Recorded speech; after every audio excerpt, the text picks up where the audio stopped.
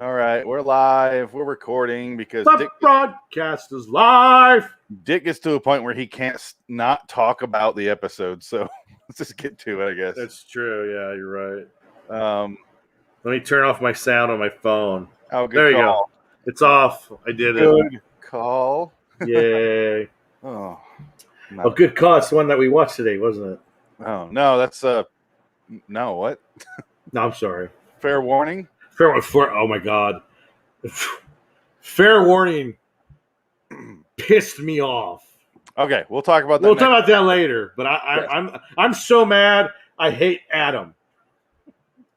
It's not even his fault. It's not even his fault now. Okay, so this is let's do the theme song and then we'll do it like normal, I guess. What do you want to hear? What would Adam like to hear? Oh, I don't know. Oh, feedback back. Is it? It sounds like there's an auditorium next to you sometimes. Here, watch. Okay, so I'm going to turn off the AC, see if it makes a difference. Yeah, it went away. Did it? Oh, well, then there you go. I guess that's what's making the problems. Okay, so what would Adam want? We got Futurama, Simpsons, Stephen Colbert, Family Guy, SNL, or the regular ones. The SNL one. Was that the Dan Aykroyd thing? Oh, sure. A man journeys from point A to point B, but this is no ordinary journey. For little does this man know, but this trip ends in a dark, mysterious, terrible place. Myrtle Beach, South Carolina. And also, the Twilight Zone. Finally, I can relax. The nightmare in the sky is over, but on the ground, a man who has decided to exercise for the very first time is killed by a falling elliptical machine. And also, members of Pearl Jam. Another coincidence that can only happen in the Twilight Zone. I don't get that joke. Bill Hader. Yeah. Bordering in Wonderland, the Twilight Zone review. You're Hitler. Hello, citizens. Welcome to LIWTTZR Twilight Zone Review, episode 273. This is our Twilight Zone 1959, 206, Eye of the Beholder, Redux, tribute to Adam Wilcox. I'm Phoenix West. Dick the Cat. So this is Adam's favorite episode, and That's we a never good got one. around to reviewing it with him. Yeah.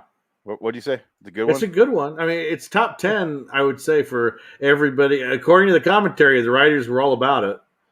Yeah, it has a 9.1. Yeah.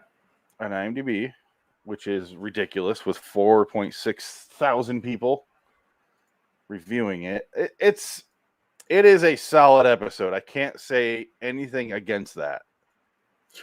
It's all what makes Twilight Zone. Twist ending. Really, it's well directed. It's very well directed. I mean, the angles are awesome. The lighting is amazing. The introduction to sirloin is fantastic. You really want to call him sirloin? I'm so hungry for a sirloin. A sirloin with some. Adam always called him Rod Sirloin. Rod Sirloin. Smoking. He didn't smoke a cigarette in this one, but all the other pig-faced people were smoking. He was in a hospital. He couldn't. Well, the pig-faced people were smoking. They were in the hospital. Oh, that's true. They were not around the oxygen. The one guy was smoking, hitting on the nurse, the pig-faced nurse. Oh, yeah. All the Gamma guards and the New Society. This is the episode I call the Pig Hitler episode. Yes, Pig Hitler. Pig Hitler is my favorite character in the entire Twilight Zone. All I want. This is what I want. When someone did a poll on Twitter, it's like, what do you want to see after on a Twilight Zone episode? Like, what do you want to continue and then see that, like where it ends? Yeah. All I said was Pig Hitler. Pig Hitler. I must see Pig Hitler. Hi, Frank. Hello, Frank Hitler. Oh, is he mute? Nope, can't hear him. Can't hear you, Frank. This is the Pig Hitler episode. That's all you need to know. Now I can hear you. Z9. So, according to the commentary track, the two guys that were talking, I listened to Ellie Mae from Beverly Hillbillies commentary, which is worthless. Don't bother. Yeah. And then the two writer, one guy was a writer and the other guy was a writer. They were talking about it, and they said Sirloin loved this director because this director directed a bunch of episodes with Rod. And he said that this director always introduced Rod in a different way that wasn't like the other episodes. It was always clever. So that's why he liked working with this director. He always did a different kind of intro, or it was like integrated into the episode at an odd angle, or he was clever about introducing Rod, which was what was cool about this director. Yeah, he did a number of episodes. I have the list right here. Yeah. He did his first one was And When the Sky Was Opened. Mm-hmm. He did Elegy, which is good. He did The Chaser, which is not good. He did Chaser. The After Hours. He did Nervous Man in a $4 Room, which I think is one of the best directed episodes of the series. He did The Howling Man, which is another visually great episode. It's a good episode, yeah. On that, He did this one, Eye the Beholder. He did Dust, which is And then he did The Invaders for the last one. Nah. Do you like that one? I do. Frank loves it. You like the Invaders, Frank? Yeah. I mean, this isn't your tribute show, but whatever. I'll be Immediately turn it against them. I have a little invader guy. Oh, nice. Yeah. Even if you don't like the episode, it's still well directed. Oh, no. It's like the first Puppet Master movie. Yeah. It's great. It's the first Tales from the Crypt. They stab him with a knife. Corbin Burnson episode. Through the door. Segment. Oh, God.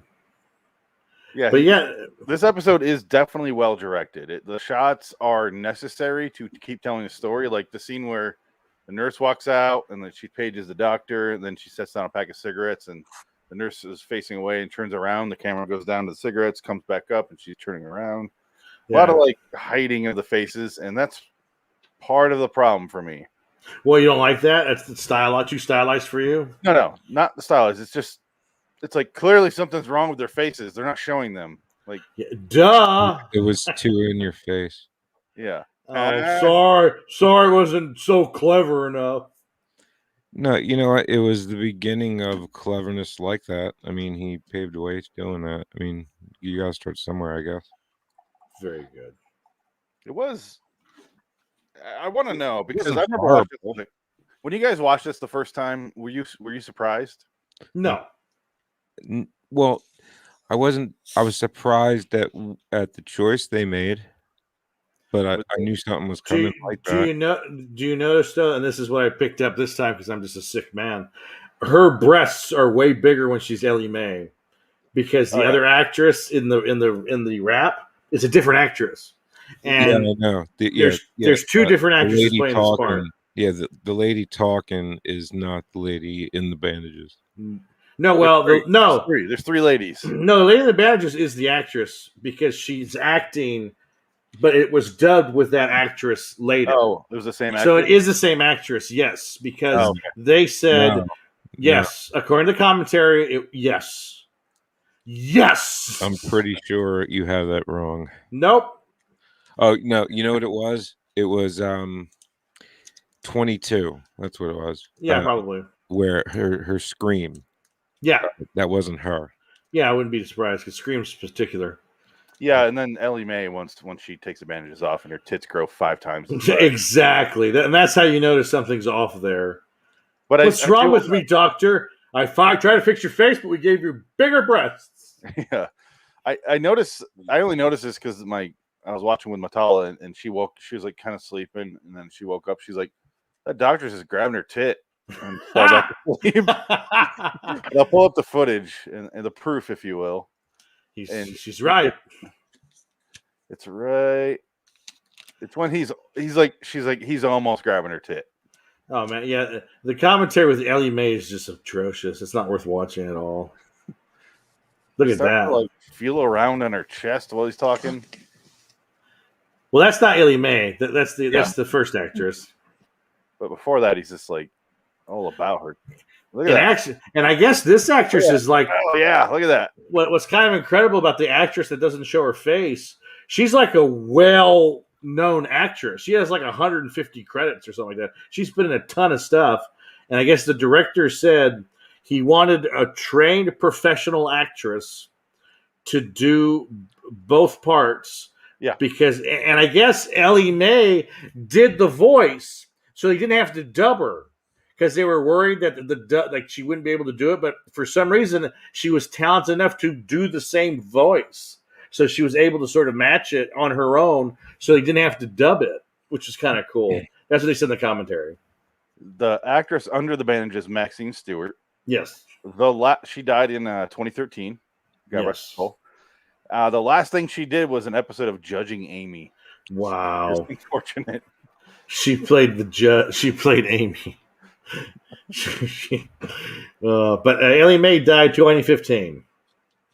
There you go. Yep, I just saw her IMDb. She's in less things. She's mostly known for Beverly Hillbillies, and she even does on the commentary the Beverly Hillbillies send off, which is like, oh god, don't do that. But she's proud of that. She's proud of that character, I guess. 237 episodes. The guy that played Pig Hitler is George Camus. Mm. The last thing he did was in 1979. Oh, he didn't die until 2008. Oh, wow! How do you top Pig Hitler? He's like, I'm done. I'm done. I can't. I tried to play the Hitler, but they wouldn't let me, so I just decided to just stick with Pig Hitler. I do want to mention one thing, because Frank and I, do you remember the first time we covered this, Frank? We were just trying to figure out why they could keep doing 11 surgeries and can't get this bitch's face right. Now I know why. I watched it with subtitles. I'm like, that's what he said. Okay. What did he say? Do you want to hear this? Yeah. Okay. So I don't know why I didn't catch this, because he wasn't like slurring or anything. It's just when you watch this episode, you're more watching the angles of the shots than you are listening to the dialogue. He says, because of your facial structure being a freak and all, and the skin that you have, which I guess is different skin. I don't know. He says, we can't do, surgeries are out of the question, so we have to keep doing these shots. All they did here was shots.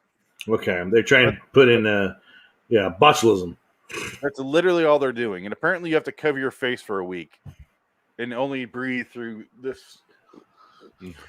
Doctor. Breathe like that to get out of like. May I sit in the sun for a moment, doctor, please? Look, the only oxygen is getting through here. No. So her nose is out of the question. So it's got to be like. Mouth breather. Yeah, I'm gonna wake up like. I'm going to wear that outfit on the plane for COVID. Wear that out and see if we get away with it. But yeah, all they're doing is giving her shots in the face, which I don't know why. I've seen this episode 40 times, and this is the first time I actually caught that. I'm excited to watch this Blu-ray set with the commentaries because they were really interesting. I was really pleased with that. I'm so pissed I didn't get a chance to do it. This guy, and it looks so good. I mean, but the Blu-ray, just the image is so clean. But you see the makeup, though. That's the problem. Yeah. Like, it was hilarious. You saw like the mask. That's why I watch it in the worst, possible setting, so I can see it the way it was meant to be seen. It was meant to be seen. I wish they had that option. It's definitely not supposed to be in the film. No, it was shot in black and white. It should not be in 4K. No, it looks good though. It does look really nice. That works for some movies, not so much Twilight Zone with the makeup. I kind of like that though. It makes it fun for me because you see just the craftsmanship and how they did it, and it's just like, well, that's really clever what they did here. Or, oh yeah, but you lead the shit like the first time they show the nurse, she's in that kind of shadow, and you can tell she's not wearing any pig mask. No, she's just standing there like a regular actress, and I'm like, yeah, oh, I can just see her face on this crystal 4K. I mean, the Blu-rays aren't in 4K, but it's the same. It's gonna be the same. It's pretty clear, yeah. You can tell that it's just an actor standing there. Yeah. I want to go outside, doctor, into the sun. No. Oh, I guess that was another commentary note. The director, originally in the script, the doctors were cold and the nurses were cold, and they didn't want to deal with this woman because she was a freak. But the director was the one who said, you know what? I think they should be compassionate. Yeah. And they should be human in their own way because that actually makes it way better because they're not all evil. They're just people in that world dealing with this, it's about nonconformity, whatever. But no, it's really about, what people are really like in fascist societies. They're still people. Yeah. There's still going to be people who give a shit. And the fact that they're in medicine they're gonna give a shit more Yeah. than most people. Yeah, but they're in medicine for a really unethical reason. Well, not anymore. I think people in medicine aren't that great anymore. I mean, think they used to be. You did hear the part where she's basically going to be killed, right? Yeah. Well, that has nothing to do with the medicine part. He goes, "We can't authorize that." or not killed, but set off to basically a but that has nothing to do with them. They did 11 rounds of these shots to her face. So, and the doctor said, "We tried to come on your face and it didn't work. So we're going to have to topical mask." It's basically as many rounds of that as you want. I'm down for it if you are, Ellie Mae. You get in the freak corner. Whatever happens in that corner happens in that corner. I'm always reminded every time there's a cigarette there. I'm always reminded of Frank, this pig faced guy smoking a cigarette with his hitting on the nurse. They're smoking a cigarette in the hallway when she's running. He looks at her and he's smoking. Dude, I would be pig fucking all of them. Oh yeah, snort. Mm-hmm. You like the taste of that, you fucking pig bitch? I don't like it because if you have your dick in their mouth. Oh, by the way, Adam's family's going to see this. So, but if you have your dick in their mouth, they're going to be snorting the whole time out of their nose. So. Oh my God, what have we brought? Well, Adam's family asked, "Are you guys doing any? What videos have you guys done for Adam?" I'm like, "Nothing yet on our end." I gave him the link for the one we did last week, and I'm like, "There's that one. We're doing ours this week, which starts with this." So I'm gonna send him the link for this. I'm gonna give him a warning right off the bat that this is how Adam talked.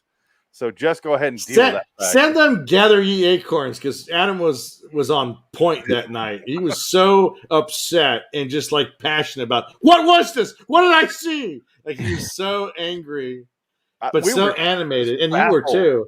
Oh, I loved it. We were baffled by that. I've never been so baffled by something. That's beautiful. I'm so glad I got to share that with Adam, and he got to see that. That was so wonderful. Oh, he lost his. I broke his mind. It was wonderful. I broke his brain. He was so upset. It was so funny because I owed him because he made me watch Dark Star. We had to watch Dark Star. So yeah, screw you, Adam. Hey, he was just as pissed as they had to watch that as you. It's true. Dan O'Bannon will do that to you. Yeah. Fucking Dan O'Bannon. Adam had me fucking dying. I don't know how many times, man.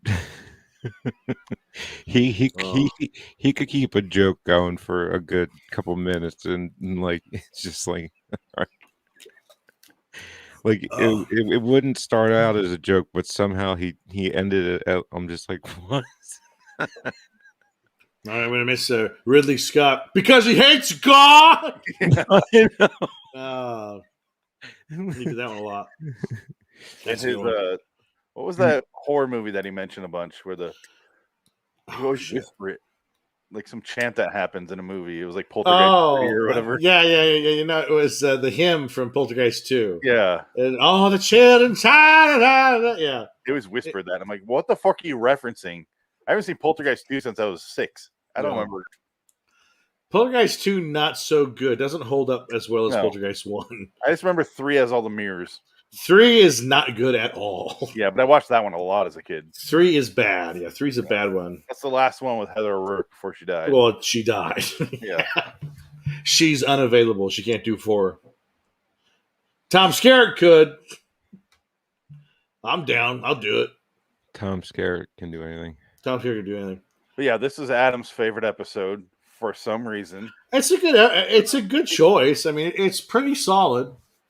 Adam and I disagreed on that. He loved like big movies, and he loved the big flagship episodes.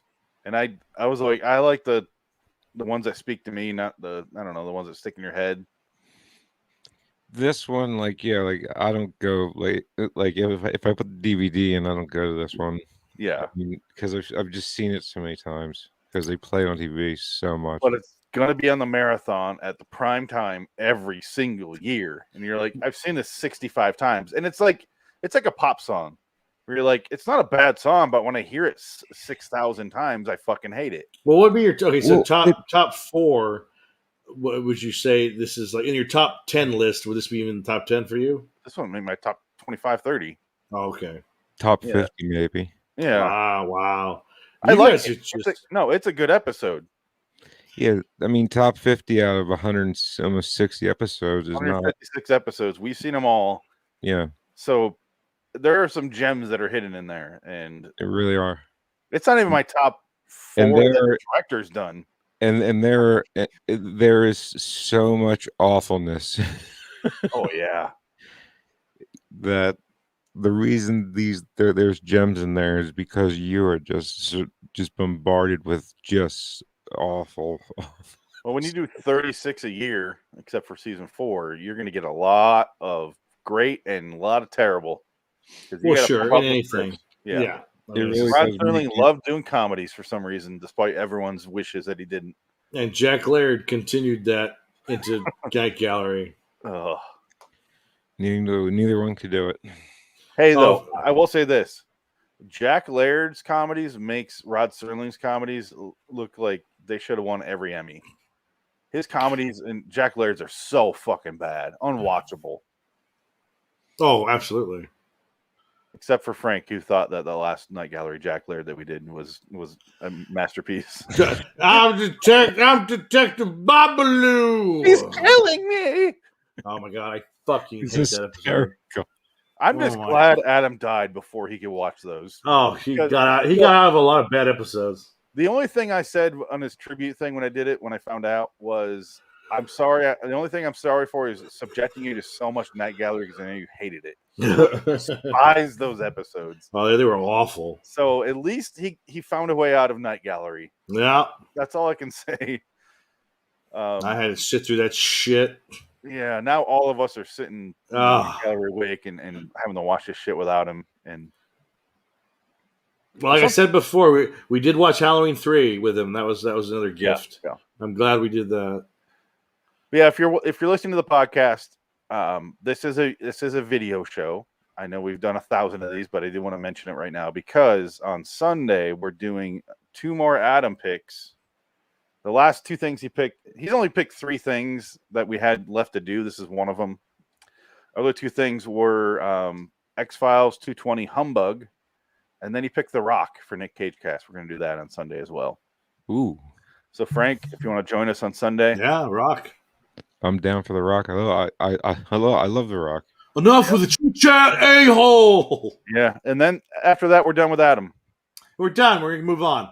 Yeah. Enough. No, but Dick Done. and I did a show on when the fuck did we do our last show? Thursday? Yeah, I think it was. Yeah, something like that. Yeah, and we did the John Carpenter review. Yeah. I got a little too serious at the end, because it was still a little too raw for me, and now I can kind of back up and laugh at it a little bit.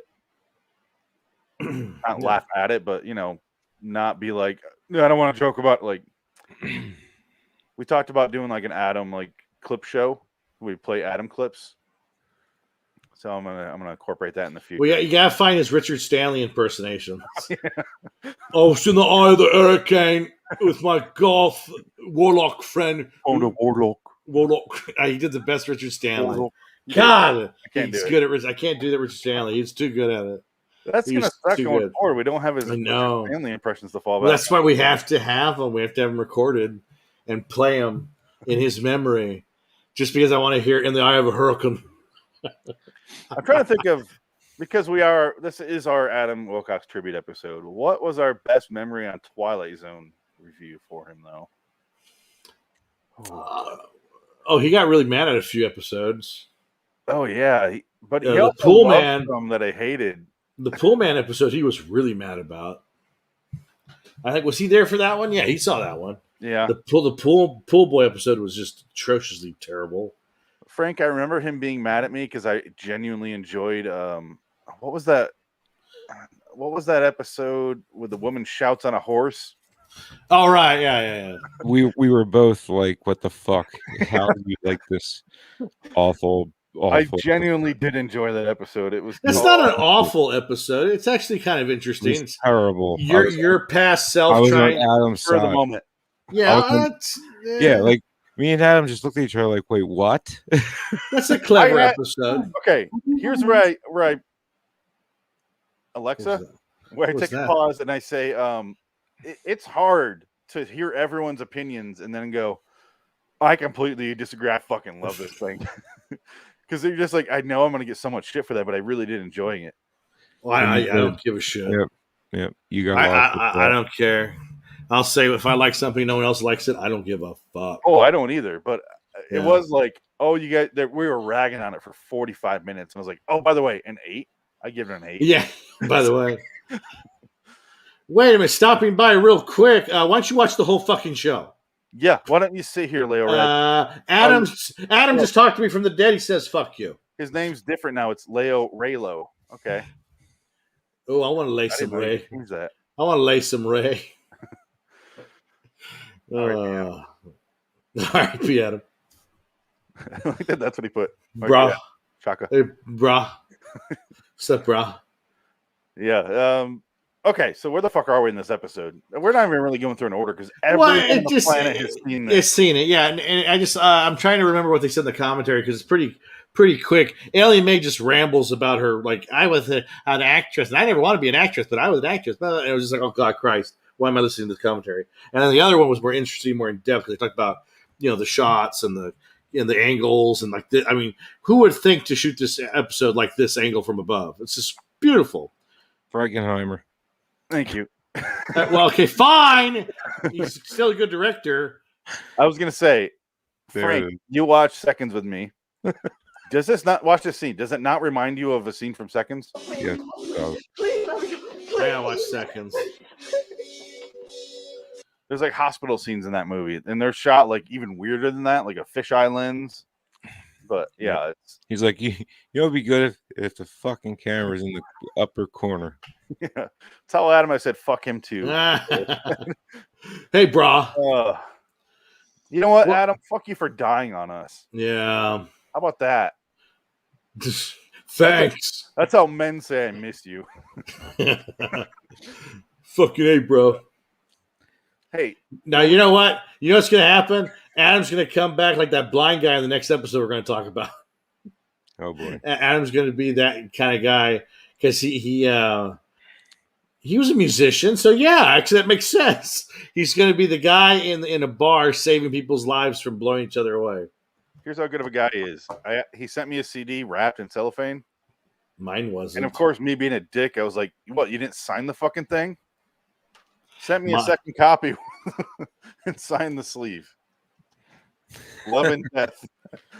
Nice. Oh, maybe he signed mine. I got it outside. I don't have it in here. He probably did because I gave him shit for it. Yeah. Why send your CD if you're not going to sign it? It's weird. You would give him shit, too. Not a thank you or anything. Like, what, you couldn't sign it, you fuck? Well, I gave him a wonderful dick box. He had wonderful things in it. Since he's not going to tell us what's in the dick box, what was in that dick box you sent him? Well, I sent him. I gave him. No, this was the funny part because I wish he would have fucking. That's why I wanted to talk to him about it. When I went to the thrift store, I found a Misty Mundane DVD, that awful softcore porn star that he liked. This was on his other show. Like we talked about her on the other show. Yeah, with Nick and everybody. And all those ladies with big boobs. Well, she knows she doesn't have big boobs. She's a tiny girl. There's mosquito bite boobs. Shannon Tweed fan myself. Well, no, Shannon Tweed's hot. This bitch is just a drug addict, skinny bitch. Does all the lesbian movies. But this was The Spy Who Shagged Me, like spoof movie, like a softcore porn movie that I found for $1. So I was like, oh, this is fucking for Adam. Bought it for him. Put it in the dick box. I had the RoboCop vintage card set that I sent him. It was RoboCop 1 and 2 card set, like trading cards. That's her. So I sent that to. That's her. She's gross. And that's years ago. This was like a newer movie where she looks bad. She's all fucked up. She looks like a fucking junkie. Yeah, that's not far off. Because Nick had stories about her. Damn. She's a mess. She's an child. Yeah, she's just really tiny breasted and so. Oh God. Oh, this guy looks like a lot of fun. Oh yes. His name is Muthagoose Escobar. No, that's not his. Oh yeah, name. Here we go. There you go. And it's always lesbian stuff. She never did straight stuff. Of her career. And I gave him a X-Files novelization. Did you just go through puberty? Here's one with her with the Nazi where she's topless in the woods. Hey, No, she's got a bra on. I apologize, Misty. I apologize, you junky bitch. It's so randomly weird. Oh no, we talked about her for hours on end on that the other show, which is a pretty good. You should watch that one. When we watched bad movies. Oh We're man, gonna do another one. I was on the 30th. It's a great plug, Dick. I forgot what it's called. People's going to know exactly how to get to it now. Raiders of the Lost Flicks on YouTube. Raiders of the Lost Flicks. Adams or wow, this is gonna be hard to get over. Frank has it on his thing right there. Raiders of TLF. So yeah, go find it there. We're doing on the 30th. We're doing a bad movie watch and review, just like Adam would do. So come join us on. That'll be on Pete's show. I'm also going to stream it to Adam's channel. So Raiders of the Lost Flicks on YouTube. Are we watching a movie? We are. We don't know what it is yet. I think Pete's in charge of that. Yeah. I hope it's not. I hope it's not Life Force again. No, I don't think that's a long movie. I just and it's fun, but I'm just like I just watch it with Adam. I don't need to watch it again without Adam. I've never seen it. It's interesting. Yeah. He loved Toby Hooper. For some reason, Toby Hooper sucks, but he likes Toby Hooper for some reason. I have a question. Is this girl in porn or not? Well, it's softcore porn. Well, it's like it crosses a line at some point, right? Not this stuff. I don't think they nothing enters the woman. No. I think it's all pseudo fake nonsense. Oh, wow. What the fuck is this girl? Oh no! I told you, you're gonna be lost in that minefield. You're gonna holy shit! This goes deep. Here she is, that woman. Here she is as a monster. She's Spider Babe. She has a lot of sister porn. I noticed. Oh, there you go. Nightmare on Elmo Street. Wow. Trailer trash. Oh. I don't know what the fuck she is. Oh, it's a GIF. Okay. I keep seeing this one. Yes. Oh, this one has nudity. Okay. Can't show that. I missed my day. But yeah, it's like, do I need to clear my history after I search this or not? I would say yes, just for your own soul.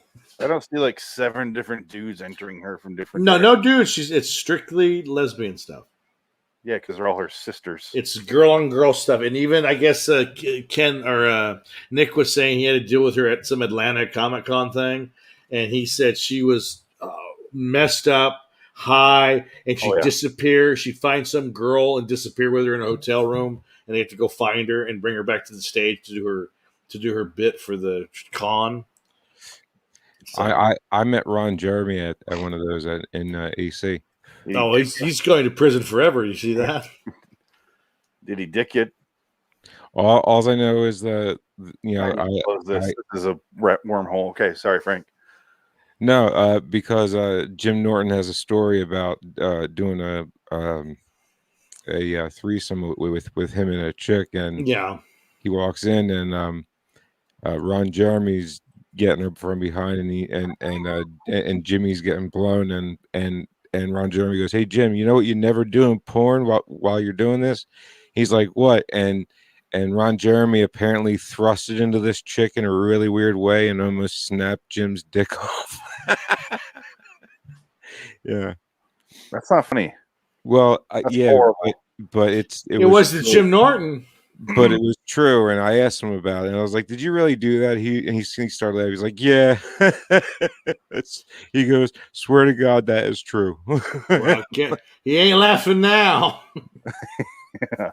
He ain't laughing now, facing 150 years in prison for what? What do you do now? Sexual assault. How can you be charged with sexual assault when you're literally doing porn? The ones who aren't in the porn. Oh.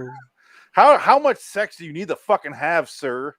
Exactly. Like, Jesus Christ. How are you? First of all, how are not you for nothing? alive? If I was if I did porn for a living, I just would not want to fuck. Like, dude, there is wires hanging out of my wall right here for the last 6 months. You know what I'm saying? Because I do this for a living. I don't want to do it when I get home. Well, if you have a 12-inch dong, it needs to be fed. That man is packing a mule. I'll give him that. Yeah, that thing needs its own feeding schedule. That thing, it's like it deserves an exhibit at the zoo. Someone needs to come along in cargo shorts and feed that thing out of the side pocket. And here's some pussy for you, Mr. There you go. It's not enough. Throw some pussy kibbles at him. It attacks you. Oh God, get off me! It's so heavy and wet. I gotta be honest though. He is one disturbing looking fucking dude though. Oh, so gross. He is so disturbing looking. Please never say it's so heavy and wet again. It's so heavy and wet. Yeah, he looks like someone cursed him. Yeah. Like you'll have the biggest dick. He's a fat mess. You're gonna look like you're gonna ask for tolls under a fucking bridge. You're gonna what? Like he had quite a life for about 30, 40 years there, but now he's paying for it, I guess. I don't know. Dude, I remember he just ugh. The dude's been doing porn since like the 70s. Yeah. I think it's because he relates to like the normal American who kind of looks like him. Well, he became that. He started off as a thin dude. Like you're not thin, but like he wasn't. I mean, yeah, he was a normal looking guy when he started out. Yeah, mustache, he just looked. He was. He looked like shape. Like, not ripped, but like, and then he just like bloated up like someone put a fucking basketball pump into him and never stopped filling it with air. Yeah, and he became a greasy fuck. He's wonderful in Boondock Saints. In that untrue rumor that he's in body bags. Yeah. He was not there. No, I no, it's not him. It's so untrue. No. Eye of the Beholder. Adam. Sorry. How did we talk about Ron Jeremy for 20 minutes? Misty Mundane. Okay, yeah. That's how it started. That's Adam's fault too, because who's Misty Mundane? Let me look her up again. No! Ah! Like all right, so yeah, it's the whole thing is just here's your face covered. Oh, you want it off? Fine, bitch, I'll do it. I'll cut off layer by layer so to take up 6 minutes of airtime. Well, it's the drama. Need? Oh, yeah, it's a good episode. It's a class. How many bandages did you really need to cover up some shots? I think it's such a classic that it's been aped so many times that's why we don't look at it as fondly as others, because we've seen so much stuff. Other people who haven't seen as much stuff as we do would be like, yeah, it's very good. The way that they put the camera from the ceiling, that's amazing. It's like, well, Frankenheimer does that. Franken who? Is he the guy who did that 9944 proof movie? I don't watch Nazi movies. Nobody would know what that means. Only Phoenix and I know what that means now. 99.44% death. Or dead. What is it? Dead, whatever. 99.44 of 100% dead. That's an terrible title. Good movie, bad title. No. Semi-good movie, bad title. Yeah. It's interesting. It's an interesting movie. It's like go watch that episode, everybody, if you understand what we're talking about. Don't. Don't. I'm trying to get you up to 5,000 views. Yeah, good luck with that. Oh, man. Yeah, they take the bandage off very, very slowly and keep making her look at the light. And it's just there to pad the runtime, which is fine. We previously saw that the nurse is like, the leader's coming on soon in a few minutes. And then the screen comes and then it plays on like this clear thing, which is a cool special effect for back then. And it's like Pig Hitler, like glorious conformity. And had I access to Adam's account, we could be showing that video right now because I have that saved on his. But well, thanks, Adam. Way to go! It's a bomb! It's got a bomb! Yeah, I can play that. Yeah. Couldn't write down that address, could you? Or passcode? Can we go to Florida and get his computer? I just messaged his family. I'm like, hey, I want to keep his shit alive. Like, help me. Hey, what? Can we get his Blu-ray collection? He's got a lot. He's got a good movie collection, man. After all the Everyone's emotions came through, I computer. was like, a lot of shit. Like, listen, I think as a friend of Adam's, I never met him, but I think you should ship me all those movies in a box on FedEx. I'll pay for shipping. Don't worry about it. I love this chair. Good chair. Yeah, nice chair. green screen that was gonna send me. You can have the green screen. Yeah, never got it. I don't care about that shit. I like my fridge. This is me. Though one day it won't be me because I'll get a house, but I'm working You're on that. millennium fucking. I'll be getting. Why did I just now think of that pun? The millennium fucking. The millennium fucking. Because it's not funny. Ooh, No. got you between the eyes. It's better than me describing how he strapped a fleshlight to it. Didn't Adam say that, or was that you? That was me. That was you. Okay. Yeah. So In you the eye of a fucked millennium hurricane. Falcon, did you? Huh? You fucked the Falcon, did you? Oh, and I sent him a bunch of Star Trek figures. Yeah. I gave him. That's what I did. Yeah, I gave him a Guinan. That right there is Adam's Star Trek thing that I got him in Hawaii. Oh, how nice of you not to ship it until now. Well, I wanted to send something else with it. I'm still waiting for my fake USBs. Those are right there. Do you really I know. want them? Because they don't work. I don't want them. I want the other ones. What other ones? The microwave USBs. Oh, yeah. Yeah, They- they're all- Oh, I Back forgot to about work. you I'll did pull get. I gave you the Pink Floyd DVD, right, in your last box. You did. Okay, was that the one you No. wanted? Where the fuck Oh, yeah. is my dick box? Well, give me your address. Manliness and motivation. I says R.I.P. Or he's really in the Rip Hamilton, the basketball player from back in the day. I don't know which. Wow, that's a reference. Wow. He was, He loves the Rip Van Winkle caper. His, Oh. his favorite actors are Rip Torn, maybe. Rip Torn, Rip Taylor. Yeah. Oh, let it rip I like all the actors that get drunk and show up at someone's house. with confetti. That's Rip Taylor. Get out of my house! when Rip Torn was arrested, you thought he was in his house, but it was a bank. Yeah, that's what it was. And then they put him. They arrested him and had him in jail. He goes, "Oh, get out of my house! You're in jail." I've never sir. been that drunk. That's not a drunk you can get in one night. That's an accumulation of decades of drunk. Yes, he's a professional, Like Robert Downey Jr. did that. and he got naked a lot in a movie called "The Man Who Fell to Earth" that Adam mentioned many times on this show. Who did? Always Torn. Adam, Rip Torn. Rip Torn, and David Bowie. So David Bowie cock, Rip Torn cock. According to Adam, Cock. every time he would mention that movie. Oh, yeah, they get naked. They're naked in the whole movie. According to Adam, great cocks. Great cocks. And Candy Clark got naked. Great. I get excited. That's a good one. She's not bad. She was hot in the day. I don't know who that is. She sounds like a stripper, though. She was in American Graffiti, which is probably a movie you don't care for. I haven't seen it. This Oh. is really difficult to do. Do we want the reveal? Do we want to see the reveal? See Ellie Mae and her big hot titty Oh boy. at the cement pond. Granny!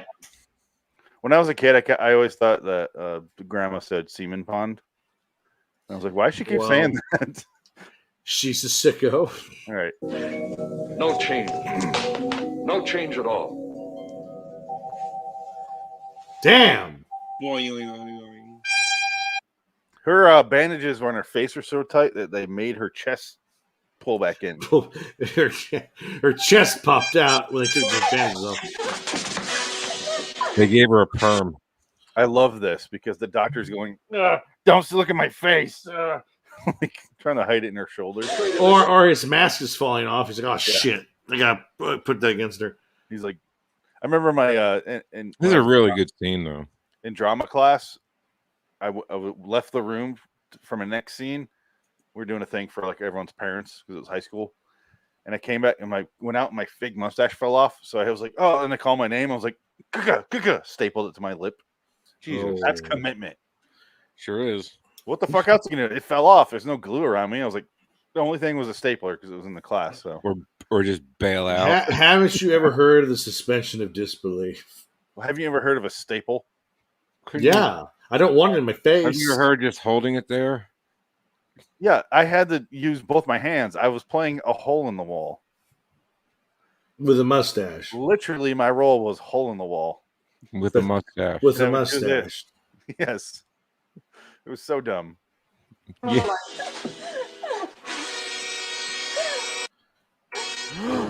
Bum, bum, bum, bum. He looks like influence from Dick Tracy. Oh, yeah, definitely. It's very influencing. Needle, please. Look at that makeup line right there. Oh, it gets worse when you get to the nurses watch. You see the dip. It's no, when they get closer, they do other close-ups on the other people. That one's actually pretty good. There you go, right there. Boom. You see the Bad. skin tone is off by about 50 shades of this. Shut up. This is my favorite. A single approach, a single entity of people. You could have sex with that nose. Guess what? You did. You do. The guy the guy really reminds me of Stalin. Oh, that's the point. I call him Pig Hitler just because it's easier. It's a good one. He's more like Stalin though. Yeah, but Pig Stalin doesn't. It's not as catchy, you know. Hog Stalin. Ooh, it's not bad. I'll call him Pig Hitler still. Hoglin. You gotta watch Death of Stalin. You ever see that movie? That's a good one. Quit Stalin. That's the one where the mom was in a coma and she woke up and she didn't know he was dead. No, that was you're Up talking Lenin. about the one with what's his face in it, That's right? a good one too.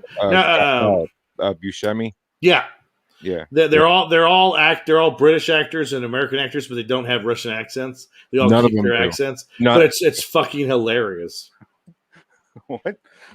I have done the Technicolor yawn many a time. You lost me there. I'm just going to agree with it. Me too.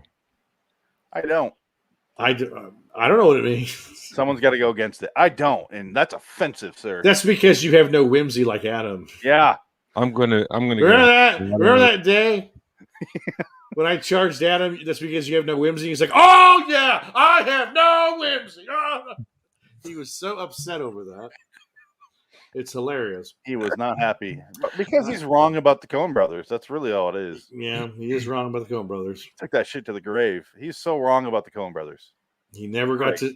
He's never. Well, yeah. The only thing about he'll never see Dune. He's probably maybe he is watching Dune from an astral plane because there's no time, so you can probably watch it before me.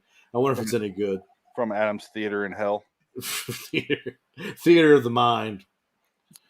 Adam's Theater. I'll never. Go ahead. No, I'm done. No, I'm sorry. No, my favorite episode was when you pointed out that his hoodie. Oh yeah, his hoodie string. That was Jansen. Oh yeah, Jansen pointed it out. Yeah, and then you pull out like 4 different racist books that I named. Yeah. Adam had a shirt that said Schwarzenegger. It was the Terminator 1 poster. Yeah. It was just his face and the gun and everything. Yeah. And it just the unfortunate that his microphone cord was crossing out certain letters with the E in Negger, Schwarzenegger, and it just looked horrible. It looked extremely racist. And we're like, what the Jensen's just like, what does your shirt say? What? He's like there's this. We're like, what the fuck does that say? Because he was turned and you couldn't see the Schwarza. It was horrible. And then later, a couple episodes later, we had Dick break out all his World War II Nazi books and KKK stuff. They're history books, but yes, I have them. Yeah, you call them what you want. I call them learning for you. Like I went deep too. Like I was like, do you have this? Oh yeah, it's right here. Like what? We said Mein Kampf, and the fucker pulled out a copy in like half a second. No, I didn't have Mein Kampf. I had the Rise of Hitler, or whatever. It's a biography. I think I have probably almost literally every World War II Kampf. book now. But like literally, Mein Kampf is a free downloadable PDF. Yeah, but you go into a fucking database if you download it. Definitely. You are in a They know who you are if you download that book. It's one of the worst written pieces of shit that has ever been written. It's such a rambling nonsense book. Holy shit! That man was like out of his fucking mind. It's a manifesto. Of course, it's rambling. Yeah, but no, this is a whole nother level, dude. It's like this is like, holy shit, how many times you got to write the same thing? We get it. The Son of Sam or the what's his fucking name? Chapman? No, I want to say Omega. Not Zodiac. Yeah, the Zodiac Killer. His notes are so fucking rambling and like childish, and you're like, who did he have his like 6-year-old nephew write this? Like, everything's misspelled. Christ Mass. Yeah, those guys are never there. When they write their notes, it's just fucking. It's a door opening where you're like, oh, this leads to some crazy shit. This is awesome. Oh, they did horrible things though. Yes. But Pig Hitler, my favorite character in the Twilight Zone. If only they had that action figure made for him. A single virtue, a single morality. I don't want to play too much because this episode's definitely getting copyrighted. Yeah. Play too much. Rod Sirloin's going to have your ass. The Sirloin Estate. The Sirloin Estate's going to cook you up a nice on a barbecue grill. I think you're going to say nice sirloin, just defeating them. No. Oh well, so we got other stuff to discuss tonight. I think we've gone enough on this one. Yeah, I agree. We got to the end, Pig Hitler, and that's the episode I want to watch. I mentioned this on the last episode we did, Frank. That's the episode I want to watch is Pig Hitler's World. I want to see that fucking thing. Well, I guess on the commentary, the writers talked about that. They said he was given an assignment to do a novelization of sequels to Twilight Zone episodes, and he said this was the sequel that he wanted to do, was to see where these people go in this world. That's what he wanted to explore. Yeah, but it's an anthology. You really can't do it. Those are just the episodes. I know. Yeah. I'm going to do a Tom Elliott reading of one. Nice. It's basically just, I think the Eye of the Beholder's in that book. It might be. I think so. I wouldn't doubt it. That's where he gets his material from when he does read it. I want to read it like Tom Elliott, though. And this fucking guy was like, wait a minute. Tom Elliott doesn't curse. I know, that's the point. I'm going to do it like him, just me. I listened to your show, and it was quite interesting, and you scare me. Do not contact me again. I will not be on your show. I don't think I could keep up with you. Yeah, that's code for don't bother me again. He's like, I'm not interested. British way. Oh, I can't keep up with you. I can't keep up with you. You're wonderful, darling. You're wonderful. And that's like, it's like let me give you a positive no. It's like reading a fortune cookie. I don't think I understand your stupid enough to be on your show. I don't want you to take this personally, but you disgust me. Delete. I can't keep up with you. Yep, send. Yes. No, I can't say that. I cannot say that and feel good about it, so I'll just say this. Give this episode a 7. Wow. Yeah, I'll give it a 7 too. I'll give it an 8. Wow. How's it feel, motherfucker? It's fine. Yeah, all right. I give it an 8 for the Frankenheimer-esque angles. Yeah, that's the reason I gave it a 7, because the story is a 6 for me. Because without the way it's shot, if you just read this might work nothing. better. What? This is nothing. Yeah, there's like no story here as far as translating it to an This episode. is just a world. A glimpse into you want to talk up? You want to talk about no story? Let's just wait a moment, and we'll get to that. Hey, no story episode of the Twilight Zone 2002. The next episode is Blind. Oh, that one. That one has no story. We'll get to that. That was like I yelled at the screen on that one. let's get out of here on this one though. Yes. All hail Pig Hitler. Adam, we miss you. See you on the other side. I already said a bunch of stuff. I don't know. And we'll get into more on July 30th. So yeah, we'll be good. I just want to say that I'm glad Adam and I, buried the hatchet and became friends again.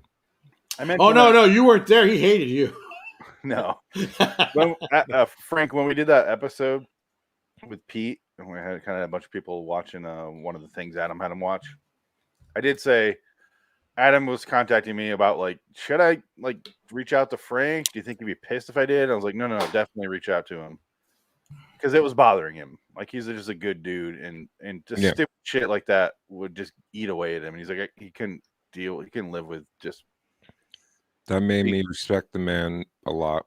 Yeah, and it was really cool that he reached out and everything. And I was like, yeah, dude, definitely. I mean, I'm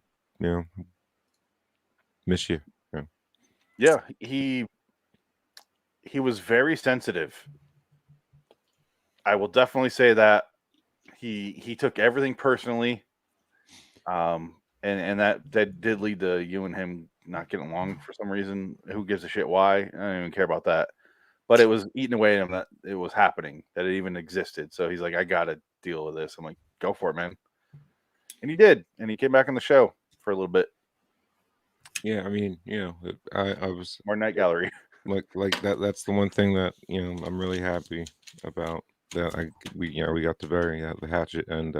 Definitely, because if he died when you're still not talking, yeah. Trust me, I live with that every day with my father. Yeah, especially because there's nothing you can do about it. Really, there's nothing. At that point, it was just you get both sides are misunderstanding everything that was happening. Yeah, because there was no communication. So yeah, I'm glad you guys patched it up. It was definitely nice.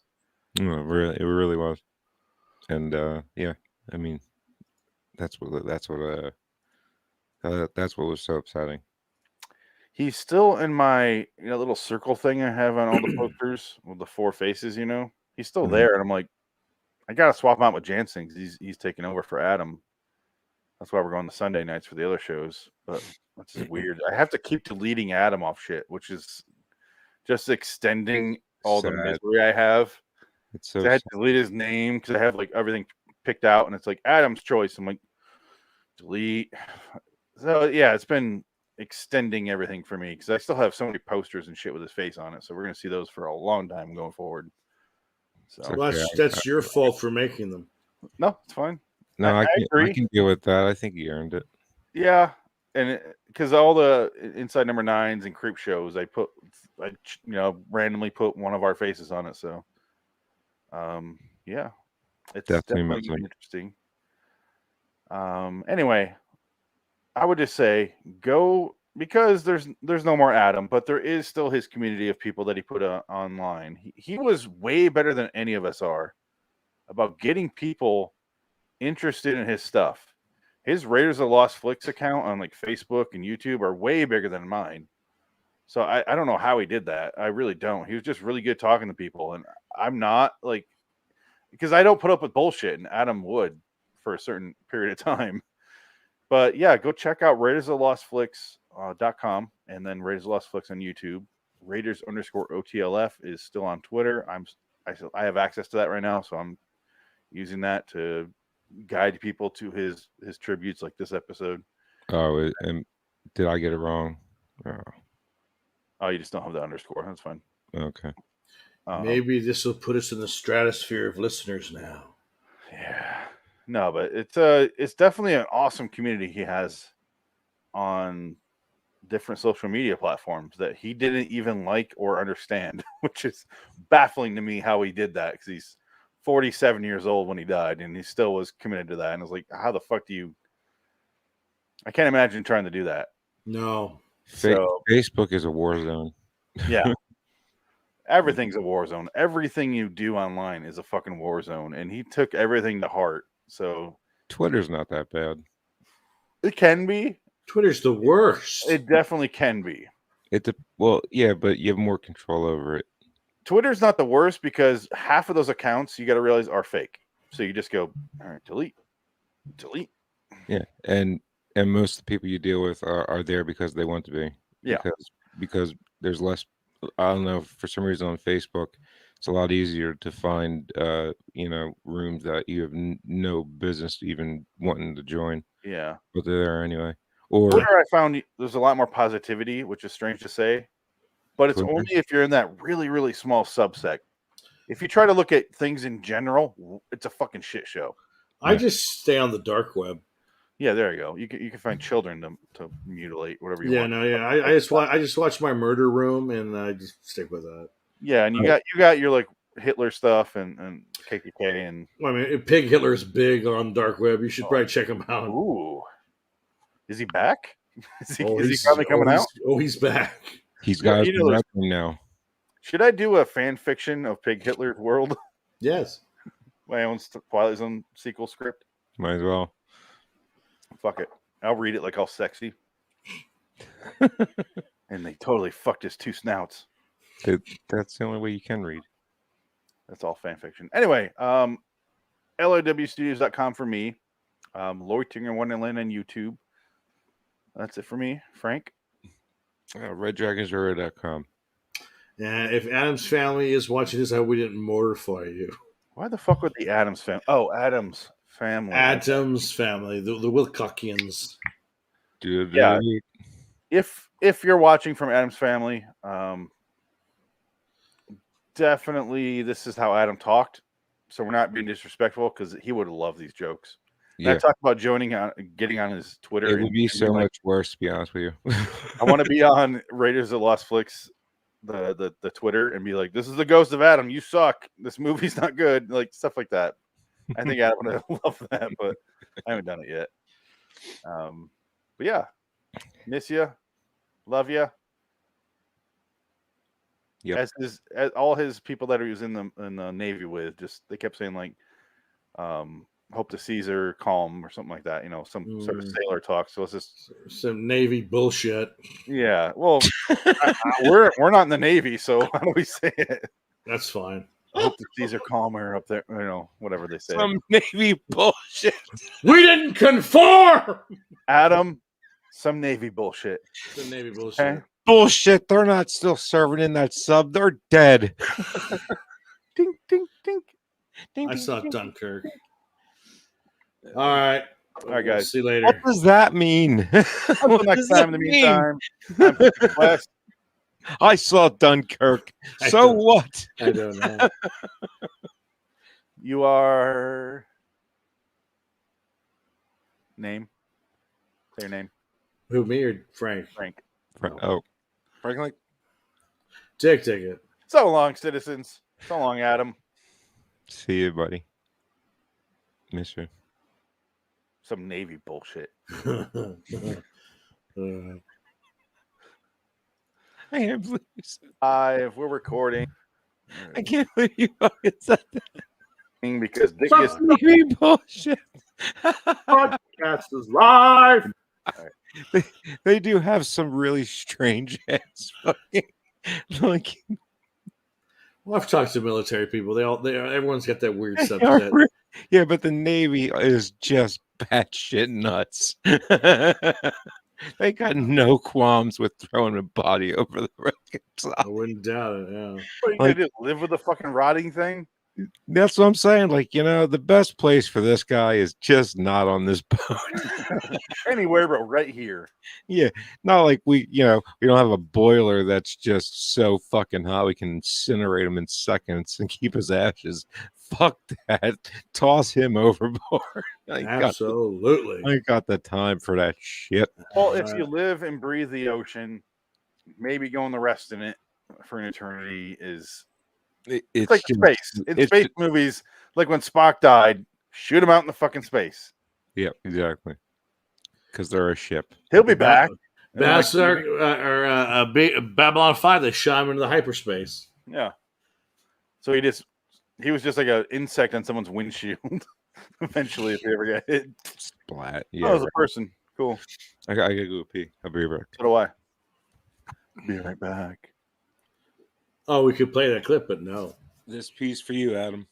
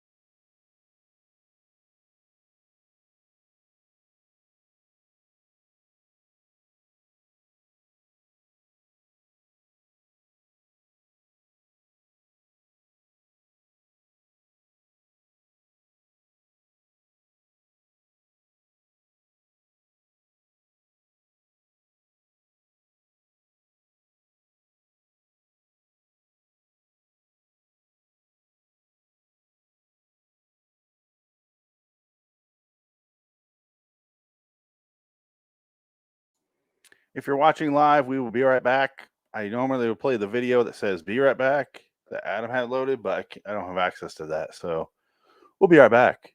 We're all taking a piss, not together, but like separately taking piss. Okay, bye.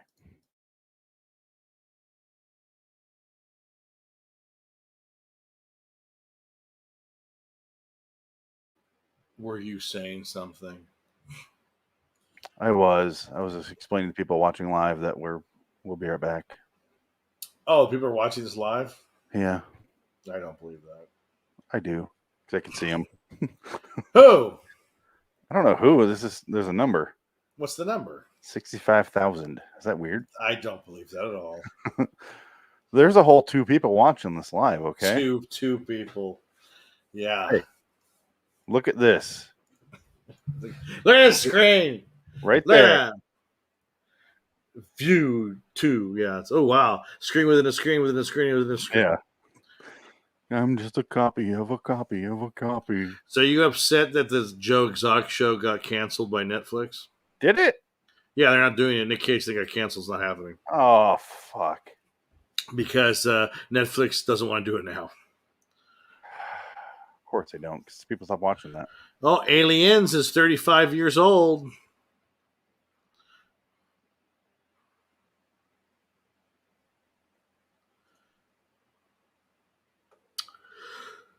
Did they really cancel it? That's some bullshit. Yeah, no, it's not happening. They're not going to do it. No way they're going to do it. It's done. They're not going to make that happen. They don't know.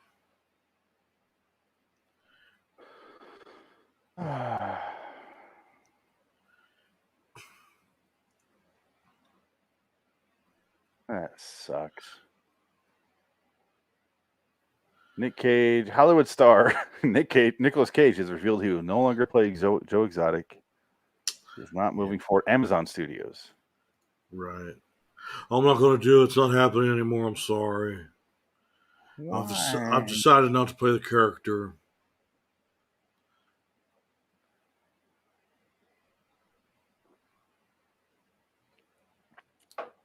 That does suck, because he would have fucking been awesome on that. Oh, it would have been hilarious. Fuck you, Carol Baskins.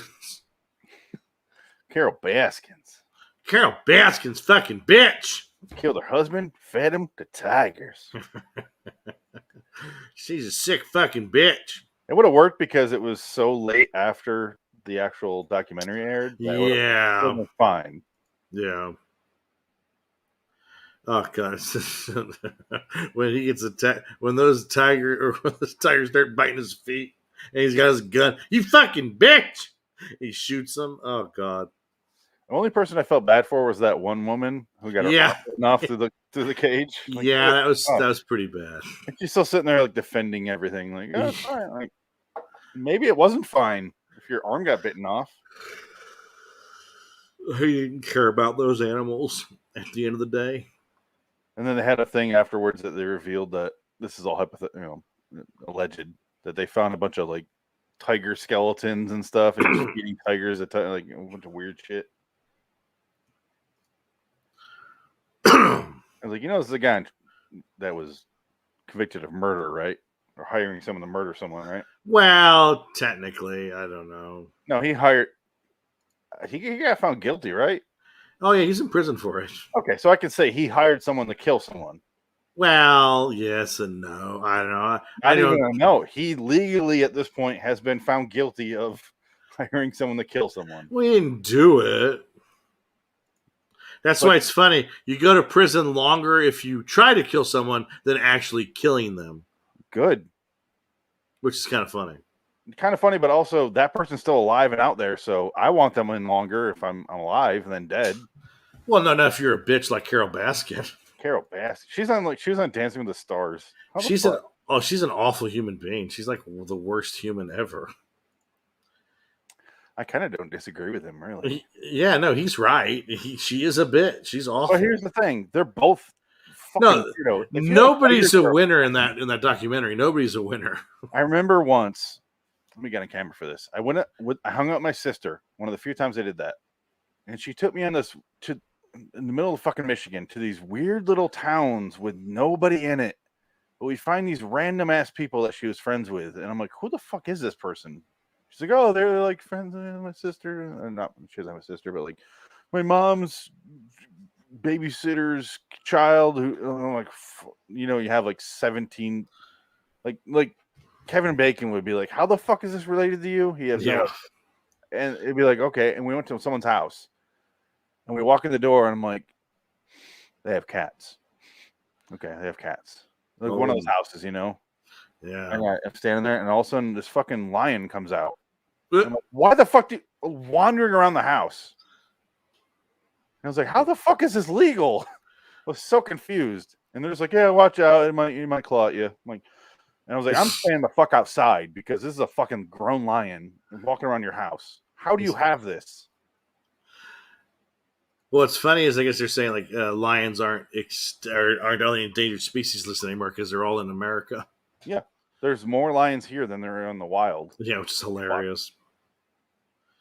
What a world. Where's Frank? Piss. Yeah.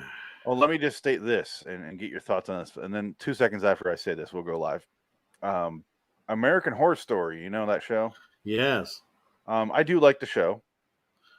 I watch every episode. I have a review show for it. But they have a spinoff called American Horror Stories, which is an anthology series. We can't do the first 2 episodes because it's a 2-parter, and I don't want to sit here for 2 hours while we watch it. So I think episode 3 we should do no matter what the fuck we are and just do it, right? Okay. Just see how bad it is. Because I want to do shows that are on the air still so that it's relevant. Yeah. But I think it'd be fun. It might be awful. I don't know. I don't know what the fuck it's about. But I think we should do it. Sure. When is that? Episode 3 debuts. Hold on 1 second. This came out. The first 2 episodes have debuted. American Horror Stories, plural. It confused the shit out of me because the 11th season of 10th season of American Horror Stories coming out, and it has 2 stories in the season. So when I heard American Horror Stories, I thought they were referencing that, and I was like, all right, well, here it comes. Why is it calling Horror Story? And then it turns out it's a whole separate thing, and I was like very confused. But episode 3 debuts on the 22nd, which will be this Thursday. So maybe the week after that. Sure. Maybe after that. I don't know. Is it on Netflix or? It's FX. So it's on Hulu. Cable. Yeah, I don't have Hulu. It's on Hulu. I'll have it. We watch those together, so I'll have it. Well, I have FX. I could record it, but it would be at my parents' house. So no, I'll get it. Don't worry about it. Okay. Watch that. Okay. Let's change the banner to this awful. Where the fuck is? Okay, fuck it. Let's go live, right? We're recording the podcast. Turn your camera. We're recording. I'm sorry. Podcast. And I thought it was on. I'm sorry. We're doing this live. Fuck it. We'll do it live. Oh, theme song. Fuck it. Great Caesar's ghost, a talking Krusty doll. I'm Krusty the Clown, and I love you very much. That doll is evil, I tells ya. Evil! Evil!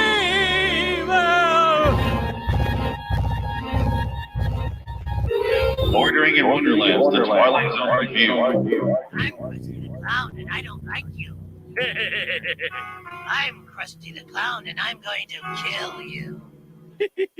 Didn't even pull the string that time. Welcome to LIW, the Twilight Zone review, episode 274. We watched 1985's Twilight Zone 327, Love is Blind. I'm Phoenix West. Dick. Frank is here, but he's off pissing for the last 25 minutes, so we're just going live without him. Fuck it. I think he has kidney problems. We just finished up our tribute to Adam Wilcox with our Eye of the Beholder thing. We're rolling right into the next episode. I have a thought for you, if you don't mind. Yes. Can you not change? I think the names of these next 2 episodes we're going to do, Love is Blind and Fair Warning, work better if you swap the names. Except for the blind pun. Think about this. This one is a fair warning. He warns him not to kill his wife. It's not going to work out well for you. The next one, Love is Blind, is about a guy who doesn't know this woman and is obsessed with her. The titles are interchangeable. I think they work better in reverse if you swap them. Yeah, you're not wrong. To the point where I was doing all my work before the show, like posting everything, getting everything ready to post, and I was like, "Oh, I did everything backward. Fuck, I was wrong." I was like, "Oh shit," because the title, other than the blind guy, if you remove the blind guy from the situation here, title, because Love is Blind. What does that even mean? It literally works better in reverse, and that's fucked up. Yeah.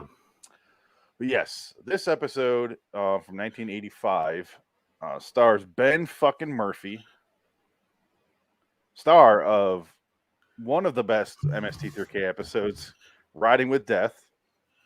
That's why I was trying to figure out who that guy was. Yeah. Ben fucking Murphy. Wow.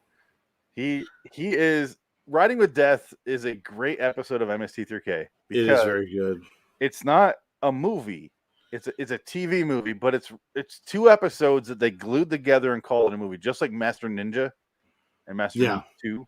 They just threw 4 episodes and were like, fuck it. So they took two episodes of a failed pilot and just threw them together and called it a movie. And it's like the first one is he's a science he's works at a science lab who's transporting this liquid across the country, across the state of California. And then that's that. And then suddenly it turns into one of the guys he meets there.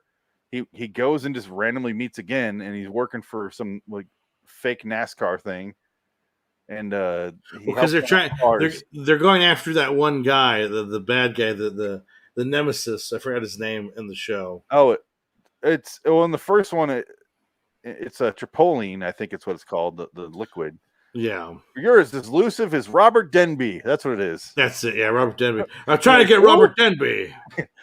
He literally says yours is elusive as Robert Denby. So the second episode is about Robert Denby because they threw that into the first part of the episode to tie it in, and it doesn't work at all. That's how I know Ben Murphy, and it turns out that's where I want him to stay. I laughed out loud when he had the vision when he shoots his wife. He goes, "I didn't mean to shoot you," and he runs away. Oh God, that was hilarious. The narration in the beginning. Let me pull up the episode. Terrible. It goes on forever. Yeah, it's bad. Love is Blind. Here we go. We get our fucking Jerry Garcia. Okay. It begins with Ben fucking Murphy, who I'll only call him that from now on, sitting in his car like Andy Dufresne, looking at his loaded gun and drinking, and like sitting outside where he knows his wife is gonna fuck another woman, another man. Yeah, whatever. Oh, I missed out. I wish it was another woman. It'd be interesting. But look at this. Does this not remind you of? Is this not Andy Dufresne? Oh, no, yeah, this is absolutely, yeah, exactly. The man behind the wheel is Jack Haynes, a long-haul trucker. On any other night, he'd be on the lookout for a good time. Any other night. That's changed. I didn't realize he was a long-haul trucker. Yes. Just like he was in Riding with Death. A lot has changed for Jack because of one overheard telephone conversation. He learned that tonight his wife is meeting another man here at the Mustang Bar. Another man. Unknown. So he doesn't know who his wife is meeting. So he must have. I want to see that scene where he's hiding in the closet. Here's half of, like maybe a third of a conversation. She's cheating on me. What was that phone call like? Because we find out what it was. So was she like, "Oh, yeah, I'm gonna suck your," and then he did. Yeah. Yes. Well, it's like we're gonna have a great surprise party for my husband, who I love so much. Because that's what ends up being, something like that. It's so dumb. It's just like, but the reaction though. Go to the let's not get ahead of ourselves. But just when he shoots his wife, Yeah, I didn't mean to shoot you. We'll get there. But here's this. The only thing Jack Haynes knows for certain is that tonight there's going to be murder at the Mustang. A little place 10 miles from town, deep in the heart of the Twilight Zone. He even does country lyrics in the Yeah, that's a long way to go. Deep in the heart of the Twilight Zone. Deep in the heart of the Twilight Zone. So this guy, so he goes in the bar. He wants to kill somebody. He has a gun, and the blind country music western singer who's got the worst teeth next to Ray Orbison, Sneezy Waters. Sneezy Waters. He senses what's happening, and he starts singing, I heard my wife on the phone last night, and I'm going to shoot her dead. He wanders into the bar. He sits down. The bartender's immediately like, looks like you're looking for someone. Who is he? And he's like, I'm looking for him, yeah. And he's like, well, is he a regular? He's like, I think so. He's like, well, what's his name? I'll find him for you. No problem. I'm the helpful bartender. It looks like the fucking the Roadhouse in Twin Peaks. It does look like, yeah, it does. Only there's no red lights and like. There's no what's his name? Fuck, I blanked on his fucking name. The director, David Lynch. David Lynch. Oh my god, David Lynch. Yeah, I'm in the corner. Goddamn it! Put the red light on there. Fuck. There is bullshit. A lot of David Lynch in this episode, though. This didn't remind me. So, like, this felt like a David Lynch episode. Interesting. Just on the visuals alone, there's some weird shit in this episode. Like, does this guy, the Sneezy Waters, not remind you of the almost convicted wife murderer that was in the David Lynch? Well, I'm at your house right now. Like, call me. Yeah. Give me back my fucking phone. Give me back my fucking phone. I gotta watch Last Highway again. It's a good movie. Yeah, I want to watch again. Robert, what the fuck is Robert Blake? Blake, thank you. Yeah, Robert Blake. Robert Blake. Love Robert Blake. He's in that movie, and he reminds me of Sneezy Waters in this. He's just he's omnipotent for no reason. You don't find out why. Doesn't matter. You kind of find out why in this, kind of. Yeah. Who knows if that's the real story or not? Well, it was neat. Yeah. But he goes in there and he sits down, he starts drinking a beer, and you see in the background. I actually like the way this episode shot. Yeah. This episode should have been dog shit horrible. But instead, it's really simple. They keep the camera locked for the most part, and you see it's just a profile of Ben fucking Murphy. And he's drinking his beer. In the background, you see the blind singer come up. They don't have an establishing shot and focus on him a bunch. It's just there in the background. And then he's like, I'm going to play a song. And then they show the establishing shot. And he's like, and he changes the song he's going to play. And he starts doing like, I heard my wife's conversation kind of overheard. And she's going to fuck a dude. So I'm going to shoot him in the face. That's a bad idea. Yeah. The guy drinking, Ben fucking Murray's like, oh, he's talking about me. It took him a long time to be like, and then he just goes, after the song finishes, he's like, yeah, fuck it, and ignores it, just forgets about it. So much so that the blind guy has to come over and be like, do you hear that song? He's like, yeah, that's about you, you know. He's like, oh, how do you know that? So dumb. I have this power, see? Oh god. Only thing I didn't like about the episode, honestly, is how forthcoming he is, the blind guy, with "I'm magical." Do you get that song's about you? Right. It would have been way better if it was really low key and he's just offering advice at random, quotes, and just Ben Murphy's like, "This is about me. This is applying to my situation." But no, we don't get that at all. Hey, friend, I want to tell you a story. I don't have time for your story. Well, I'll tell it to you anyway. Yeah. I got shot in the head, and it came out the other side. He said, a scar, and he made him blind. And he goes, I was with a woman I shouldn't have been with, and her husband shot me, went through my head, and killed his wife. That's what he said. Here's that shot I was talking about. Yeah. Yeah, it's not a bad episode. I never thought I had it in me to kill. love the generic tabs on the beer. Yeah. We have white beer or white beer with a little black stripe on the back. This reminds me of that Chappelle show episode where they're hearing Tupac's newly released album, and he was talking about George Bush. I'm not talking about the president. I'm talking about another guy. Yeah, doesn't it feel like the Sneezy Waters is trying to flirt with them at first? Song. Hits you where you live, don't it? That's what it was meant to do.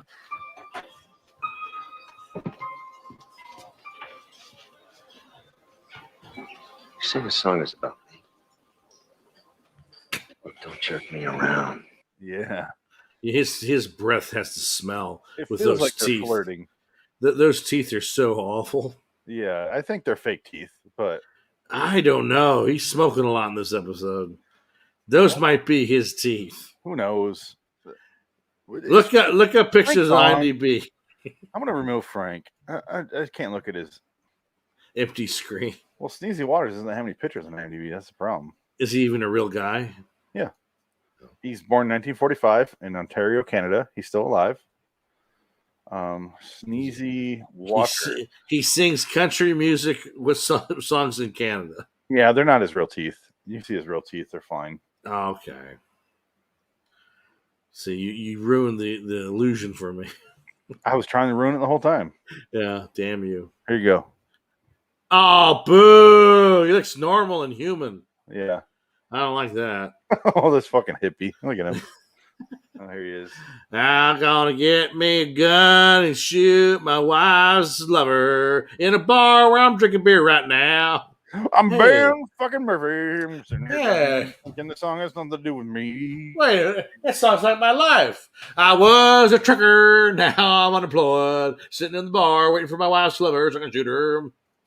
My career didn't pick off the way I thought it would be from the 70s on to here. I agreed with this episode because my manager said it would be big for me. I'm not the guy in the Punisher movie. That's another singer altogether. That's Wayne Collins, who did a bigger song than I ever had, but whatever. I'm just a 70s TV actor. That's all I'll ever be. I should shoot myself instead of my wife's lover. Oh, fuck me, I'm Ben Murphy. I did it. Ben fucking Murphy driving his truck of death. Oh, I was grasping at straws there at the very end. Okay. Hurting yourself. You can hurt yourself to do this show. Frank, welcome. Hi. That was the world's longest piss I've ever seen. Pete turned into a big dumper? No, it was family. Yeah. Yeah, figured as much. Not a problem. We're talking about Love is Blind. I have a question, Frank. I posed this to Dick earlier. He agreed after some reluctance. You watch both Love is Blind and Fair Warning, right? Wasn't able to watch Fair Warning because it wouldn't work on my MacBook for some reason. Like, I could not get the fucking thing to play on anything. I don't know what's going on with it. Cool. So well, I can't answer the question anymore, so it doesn't matter. What was the question anyway? It doesn't. It applies to both episodes, so I can't really ask you. So I watched the first one. Yeah. I tried, man. It just would not play. File. Play. I think they're all on YouTube. They might be. These shows I find way easier on YouTube. Yeah, especially the 80 ones. Yeah. For some reason, the 2002 version on DVD is like $95. It's $175. You're like, how the fuck? Well, I'm not going to pay that much for this shit. Oh God, no way. But I think it's because the rights situation. Like somebody owns the rights to the show, and it's released through another company. But then the company goes defunct or something, and then the rights are lost, and no one knows who owns it. Well, UPN folded, so now it's who the fuck is UPN now? Paramount. But Paramount's not going to re-release this shit. No, they'll probably release on their Paramount Plus shit.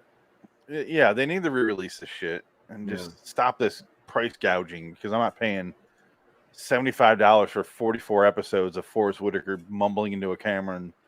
Hey, how you doing? It's still the best version of the three shows we do. I can't default it on that. I can't fault it on that. I should say. This Fair Warning, I would say I would disagree with you. comparatively, these two specific episodes, I will concur. Fair warning is one of the worst pieces of shit I've ever seen. But Love is Blind, it's bad. This one at least made me laugh. Eventually, the wife comes into the bar, into the Roadhouse. And the bartender's like, "Oh, look at that piece of ass. She's hot. I want to shag that pink bitch." Oh, man, I bet your pussy's perfect. It's like, oh, my God. It's the guy from, we shagged your pink ass from The Crow. He's that guy. He also reminded me of the bartender from Twin Peaks, in Canada, when they go up there and then he dies. That big dude. Oh, did you notice the Canadian accents, though, when they were chasing after him? That's him. Watch out. He's dangerous. I really noticed it in Fair Warning. Yeah, it's bad. That 2002 version is very Canadian. I'm trying to get to your house. Who's so I can rape you? I want to get to your house, but there's trouble. There's trouble. There's trouble a brewing over at your house. There's trouble a boot. Your boyfriend beat me up real badly, you know. That's rude of him. Let's go have some of those Nielsen's and Molsons. Excuse me, sorry. Molson, go watch some hockey game on the TV there. Oh, that'd be great. Some Molson, some of the Bat Blue, and it's just let's watch the Canadians game and see what happens, you know. And then we're gonna watch an SCTV marathon. But that's the most current show here in this country of America I can think of, because here we are in the middle of America. This episode was actually shot in Arizona. Oh, way off. They must have brought in these Canadian actors to be in Arizona. Let me read you why. Because it's the bar in this episode has a neon Segura sign at its entrance. And although Seguro cactus are the icon of the Southwest, they are only found in southern Arizona and have nowhere else in the United States. Regardless of where in Texas this bar is supposed to be, the Costa Seguro would be over 500 miles away. Wow, that's interesting. Southern Arizona for the win. Wow. Are you talking about those cactuses that are like this? I have no idea what they look like. You mean those cacti? Cacti. Learn your Latin, Frank. Cacti. That's how you pluralize in Latin. The cacti. Well, there's many of these around you. Sucking some cacti. Frank, I noticed you snack like a squirrel. What are you eating, Frank? What's You're on always the menu? eating like a granola bar, but it's always like one granola bar per 75 minutes. Is that meatloaf or granola bar? Both. Ooh. Can you imagine if they have meatloaf sticks, like a popsicle? Well, they have Slim Jims, kind of the same thing. Meatloaf on a stick. Yeah, I mean, you get meat on a stick. Not meatloaf, though. That's true. We need more meat on sticks. Well, the carnival, the fair season's coming up on us, so you'll see plenty of that. And I've never seen a Slim Jim on a stick, so go fuck yourself. A Slim Jim stick? Oh, well, it is a stick. T-bone on a stick. You can't stuff a Slim Jim if it's not a stick. You can't do that. Kebab. You can do a kebab. You got to cut it up. But yeah, you do kebab. Yeah, square them up and put with some. What if you just stuck one stick through a whole T-bone and deep fried it? Oh shit! Oh my god! Don't get me already started this episode. Don't get me started. We already started this episode. Yes. Oh yeah, we're 40 minutes in. Yeah. Yeah. Don't worry about it, Frank. We're literally 20 minutes in though. Yeah, sorry. We were singing songs again, like Bruce Springsteen songs. We're at the point here where Robert Blake / Bad Tooth Bobby shows up and is like, "Hey, your wife, don't kill her lover. It should have worked out wrong for you." Well, he sung that to him first. Yeah. I got my problems and a bitch ain't one. I got 99 problems. Bitch ain't one. He kind of looks like Now, like, did the bullet also make his teeth look like? Yeah, we were talking about his teeth. Yeah. Good God. That's a smoker's teeth right there. No, it's but not. They're not real. They're not real though. So that we figure that out. Like 5 at a time. Well, he smokes a lot in this episode. You see him smoke a cigarette like a yeah, but smokers don't whorehouse, like madam. Are my teeth like that? No, your teeth are wonderful. I've been smoking since I've been 13, so blow me with that. Is he not? Yes, very similar. Call me. Well, I don't know why someone made them into they turned him into Gollum. Yeah, he does look like a little bit of Gollum right there. Look at that. Ooh, that's scary. Anyway, He kind of looks like a young Ian McKellen. Yeah, he sings a song. We already talked about that, Frank. We're at the point where his wife walks into the bar. She walks in, and then he's like, all right, he's kind of like waiting, and he's getting like half hard. He's got a half chub this whole episode. He does. Ben fucking Murphy. He's watching, and we were talking about the bartender, basically obsessing over her too, talking about her asshole. It's like, oh, I want to get inside that. Here we go. What's watching? Like he's betting. He's like, he's waiting. Like, oh, this guy's gonna shoot this other guy. Most bartenders in movies are like, take it outside. This guy's like, yeah, shoot him in here. I want to lick the blood off the floor after. Once that CSI van leaves the scene, I can lick it up all I want. You can't stop me. It's not illegal. Once that CSI van leaves, I could jizz all over that table. Make some pink blood on the floor. You know what I mean? Oh, God. Damn. Yeah. This is some dark shit. Oh, my God. Hey, this is Arizona, man. This is what we do here. So we're at the best part of the episode where this guy tries to hook up with the wife, and she's like, oh, no, I'm fine. He walks away, and the bartender goes, you know that girl? And he goes, no, I don't know her. But she goes, why are you so popular? Because I got money and tight jeans. And I was like, ugh. Who said that? The guy. Oh, okay. The first guy who, watch, you'll pop it up. Because he almost attacks the wrong guy. So that's that guy. He's going to murder him horribly, and he's just some asshole in the bar. And then that's when he goes, how do I even know you're blind? Takes off his glasses. He's like, yeah. That's the scene I just showed. He's like, I guess he got your proof. Blind people look like that. Blind people just do not look like that. The second guy comes in. Well, he's not blind from birth. He's blind because of he got shot in the head. He got shot in the head. And the bullet doesn't do that to you. He got shot in the head. The bullet went through his head. Frank, shut the fuck up. The bullet went through his head and killed the woman that he was seeing. No, he's right. It's like this, like Twilight, sprinkly. Yeah. Was Attorney half reptile? I mean, yeah, the eyes are stupid. Yeah. I think they were like, we have to make it look crazy because otherwise people are gonna be like, his teeth. You have to keep people up here. We gotta have his eyes match his teeth. And we looked it up, Frank. Those are not his real teeth. So they put those in his face. They shoved that shit in his face and were like, those are your teeth. Oh, it's obvious. You all right, buddy? Did he not remind you of Colm? What's his name from Star Trek? Oh, Colm. Yeah. No, I'm sorry. I kept thinking that was him. I kept thinking it was him. Yeah. Colm Meaney. Colm Meaney from Star Trek. Did you not remind him? A little bit, yeah. From the very beginning, it was like, oh no, it's not him. And then or the guy with the shillelagh in Gangs of New York. He's also in Colm Meaney is also in one of the worst Nick Cage movies, which I love to watch though. Con Air. Yeah, he's the guy with the hot rod that John Cusack steals. Yeah. Yeah, he is. Yeah. And suddenly, for some reason, at the very end, after no interaction with John Cusack, he's like, he's my friend now. Yeah. Like, fuck you. That movie's stupid. He's off saving the rainforest or something. Yeah. I love that movie and despise that movie at the same time. It's your barbecue and it tastes good. Yeah.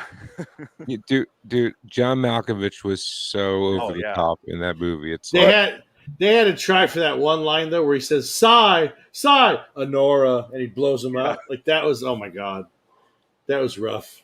I love the scene where they're in the hangar, and then Nick Cage saves that guy into the car. But before he saves him, he has to dive out the window of the door. I'm like, he went so far out of his way to dive out that door. Oh, that whole movie. And then why, if you're the military, we'll get back to this episode in a second here, but why, if you're the military and the cops and everything, and you recognize situations where you're being bottlenecked into a facility where you can just surround it, they go through the T-bone, through the graveyard of all these cars. We're like, well, we clearly get bottlenecked here, but let's go through this. Like, no, it's in the fucking middle of the desert. You're in the middle of the desert. You can easily go around that. Go around. Why do you bottleneck yourself right here so they can blow you up with propane tanks? And because Cyrus the Virus is a genius. Ving Rhames is is a military genius as well. And Denzel's going to play him in the movie. The movie again? No, remember in the movie, John Cusack goes, he's a best-selling author, and Denzel's going to play him in the movie. Okay, yeah. That movie's fucking terrible, but it's still fun to watch. Yeah, Con Air's ridiculous. Nick Cage is awful in that movie. Yes, he is. Awful. Put the bunny back in the box. Walk into put the bunny back in the box. The Mississippi Mangler. They call me Johnny 3000 if they knew the truth. That's right, yeah. Oh, God. And then Dave Chappelle's in that, too. Dave Chappelle. Pinball.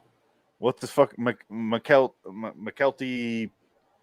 What the fuck is his last name from Forrest Gump? Williamson.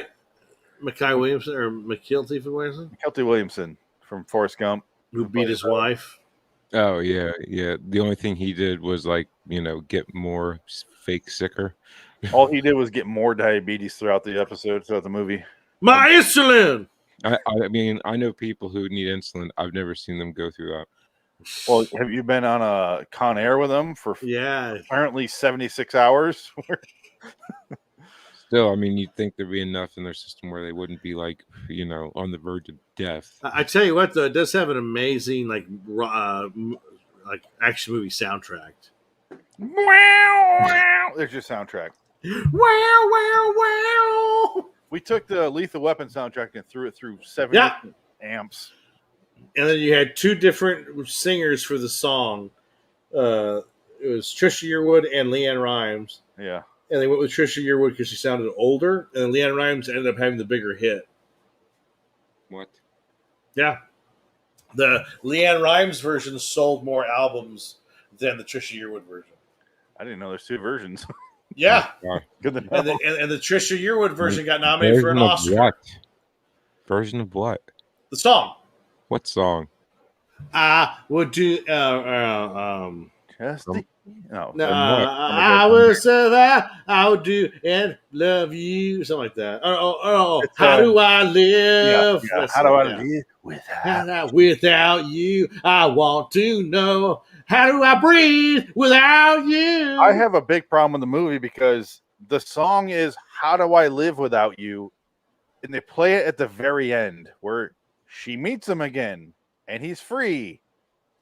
You don't have to, bitch. You have him now. It doesn't make any sense. And that was Monica Potter, an actress who existed in the 3-year period, and then she disappears forever. Hey, she's in Parenthood you refuse to watch. Is she in Parenthood? She's in Parenthood. Oh, my God.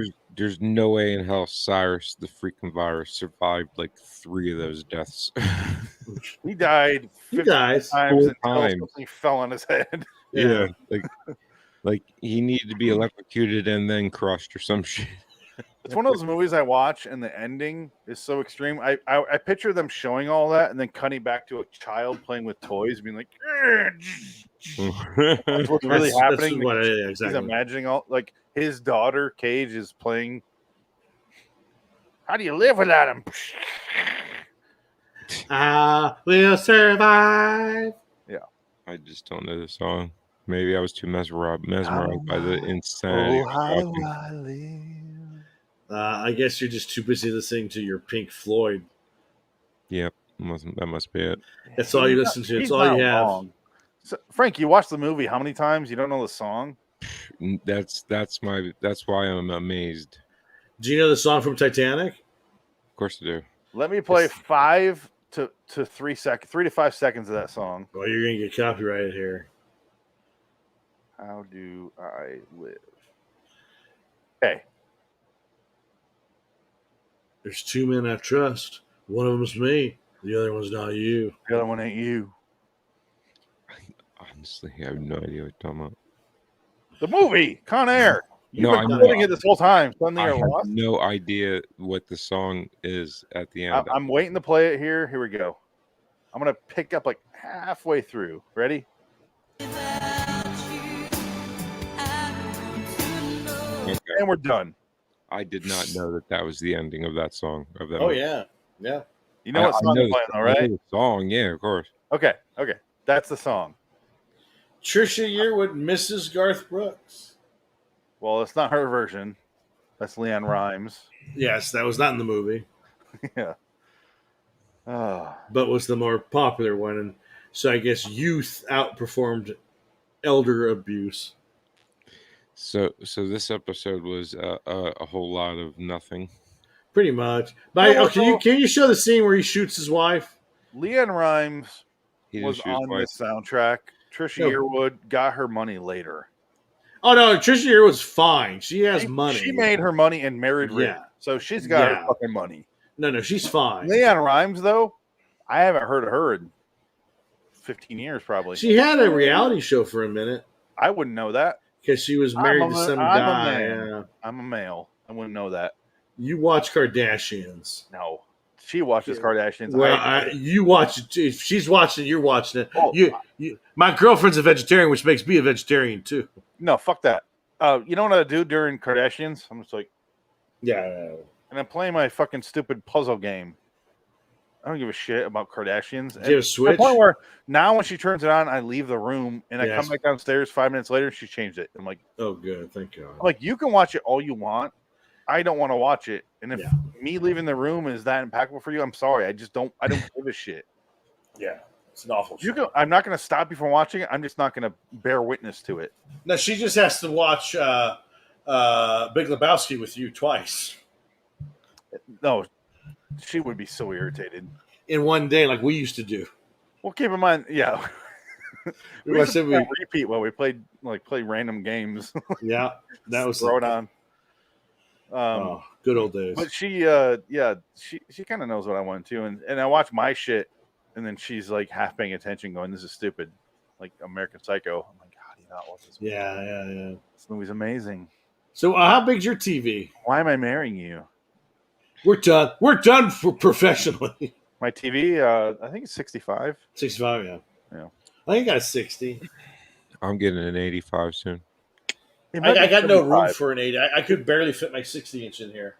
It's the biggest one Costco sells, whatever that is. It's got to be an 80, yeah. No, mine's not 80. It's either 75 or 60. I think it's 65. I've seen Costco with 80 inchers before.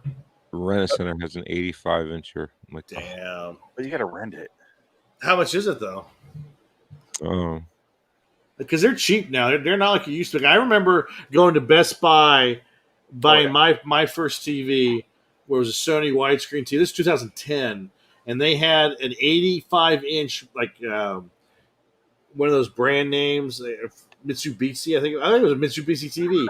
I swear to God, 85 inches. It was like $2,000. Sorry, I freeze framed on his wife going. Yeah, that's hilarious. It's so funny. Yeah. Okay, so let's watch that. Let's watch this when he shoots his wife. It's hilarious. Yeah, the TVs used to be like $6,000 for a 50-inch. Now it's like $40. Oh yeah, you can get it for. He's whipping his dick in. So this is just a guy who was he hugged the girl, his wife, and was like kissed her on the cheek. That was it. Sat down. They're talking. Ben Murphy pulls out his gun. This is a bit extreme. Everything's an echo effect, so it ruins the thought that this is real. So the whole time I'm going, this is a vision, because it has the echo effect. Listen. My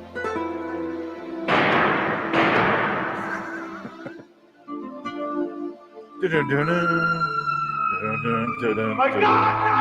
Is that not the Rocky? Is that My God, not you! Doesn't it sound like the Rocky theme in slow motion? A little bit. Let me reverse a little bit here. Let's see a shot again.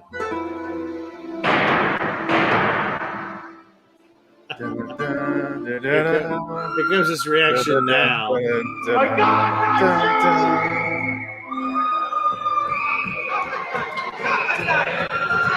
Yeah, he runs outside. For some reason, two assholes chase him on the parking lot, and they chase him for a while, and they're just like, wait. He's going to shoot us. Let's not do this. Let's hit the got a gun. He's dangerous. Okay. Yeah, it's like you just figure this out now. Oh, here he is. Blow your brains out. Oh, God. Oh, don't go out to the hoose. Brains out. Let the cops flush them out. Flush him out. Is that Walter Solchek? Not the cops flush him out. What are you, crazy? That's Walter Solchek. Look at that. Oh god, he's a Frank pacifist. John Goodman's character. Holy shit! No? It's like wow. Wow. That's pretty good. This guy's the most Canadian man who ever existed. It's Seth Rogen and Seth Rogen in a buddy picture. he bilocated and dual starred in this film. Your brains out. Let the cops flush them out. Flush him out. Oh wow, he hit his head. Hey, buddy. Oh man, what you running from, buddy? At this point, he runs out. Okay, of the it didn't Canadian... happen. Sorry, go ahead. I said it's okay. It didn't happen. Yeah. No. But he goes out in the Canadian wilderness, hits his head, looks up, and suddenly Sneezy Waters is there. And he's like, you shouldn't have done that. I told you. He's not Canadian. What am I doing? You shouldn't have done that. Probably a bad idea. I warned you. And then I'm still doing Canadian. What am I doing? And he keeps like running 6 feet and going, and running into him again because he's Robert Blake from Lost Highway. He doesn't exist. He's in your head, or he exists. Who knows? I don't know. Lynch made this episode, seriously. I think Robert Blake is the same way. It's a very weird new power this man has gained from being shot in the head. I must say, yes, it's extremely specific. Well, I stop domestic violence at bars. The only reason it makes sense is because this isn't real. Yeah, he's stopping him every 12 seconds in his mind to go, hey, you probably fucked up back there, right? Singing his awful acoustic country blues. Oh, he killed his wife and he ran off in the woods and saw me multiple times over a series of 5 seconds. I covered 50 acres even though I didn't move. Like, none of it made sense. There's year 2 Phoenix where Batman's got a gun. This guy is the worst Batman ever. Ben fucking Murphy would have been a great Batman. Ben fucking Murphy, I would love to see. Is he still around? Like, what's he doing now? Oh God, not you! That's my reaction to shooting your wife twice. Oh God, not you! I will say this. If I could, and this hurts me to say, I like Ben Murphy in this episode. That's good. I think he learned how to act. And to the point where he's looking at him, he's like, how do you... He says lines that sound stupid on script, on paper, but I was like, I believe him. This is Ben Murphy, a guy I wanted to laugh at because he's an MST3K episode. So I was ready to laugh at him. And I was just like, hey, he's pretty good, actually. Do you hear this? Mm-hmm. Wow, what was that? Yeah, this is my life. Is that another baby? No, this is a now 4-year-old baby. Oh my God. Hey, just wait. Guess what? Ben Murphy was in Judging Amy as well. Oh God, he was in Drew Carey show. He hasn't acted in 12 or 11 years. He's probably retired. Genesis Code. I want to do a project with Ben Murphy. I want to find out what his Twitter handle is to get him on here. He ain't on Twitter.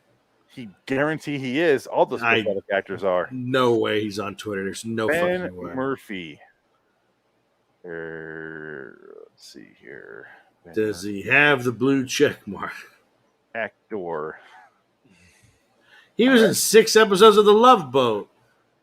The Love Boat. All right. Somebody talk about something because he's 78. Holy shit. Wow. 78. Oh, last year. He's only 79 now. Holy shit. Damn. I never would have guessed that old. Wow. 13 episodes of The Chisholms. What? Okay, now that I know he's 79, he's probably not on Twitter. You're right. I thought he was 60. Yeah, no. Turns out I'm off like 2 decades. Well, let's see. His first credit. Oh, God. His first credit is 1967, The Graduate. Yeah, I had no idea. Uncredited.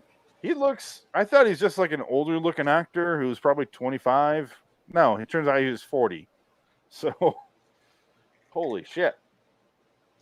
I never would have guessed that age. That is insane. I looked for what was it called? Driver of Death? Or So here's what's going on in my house to explain the screaming.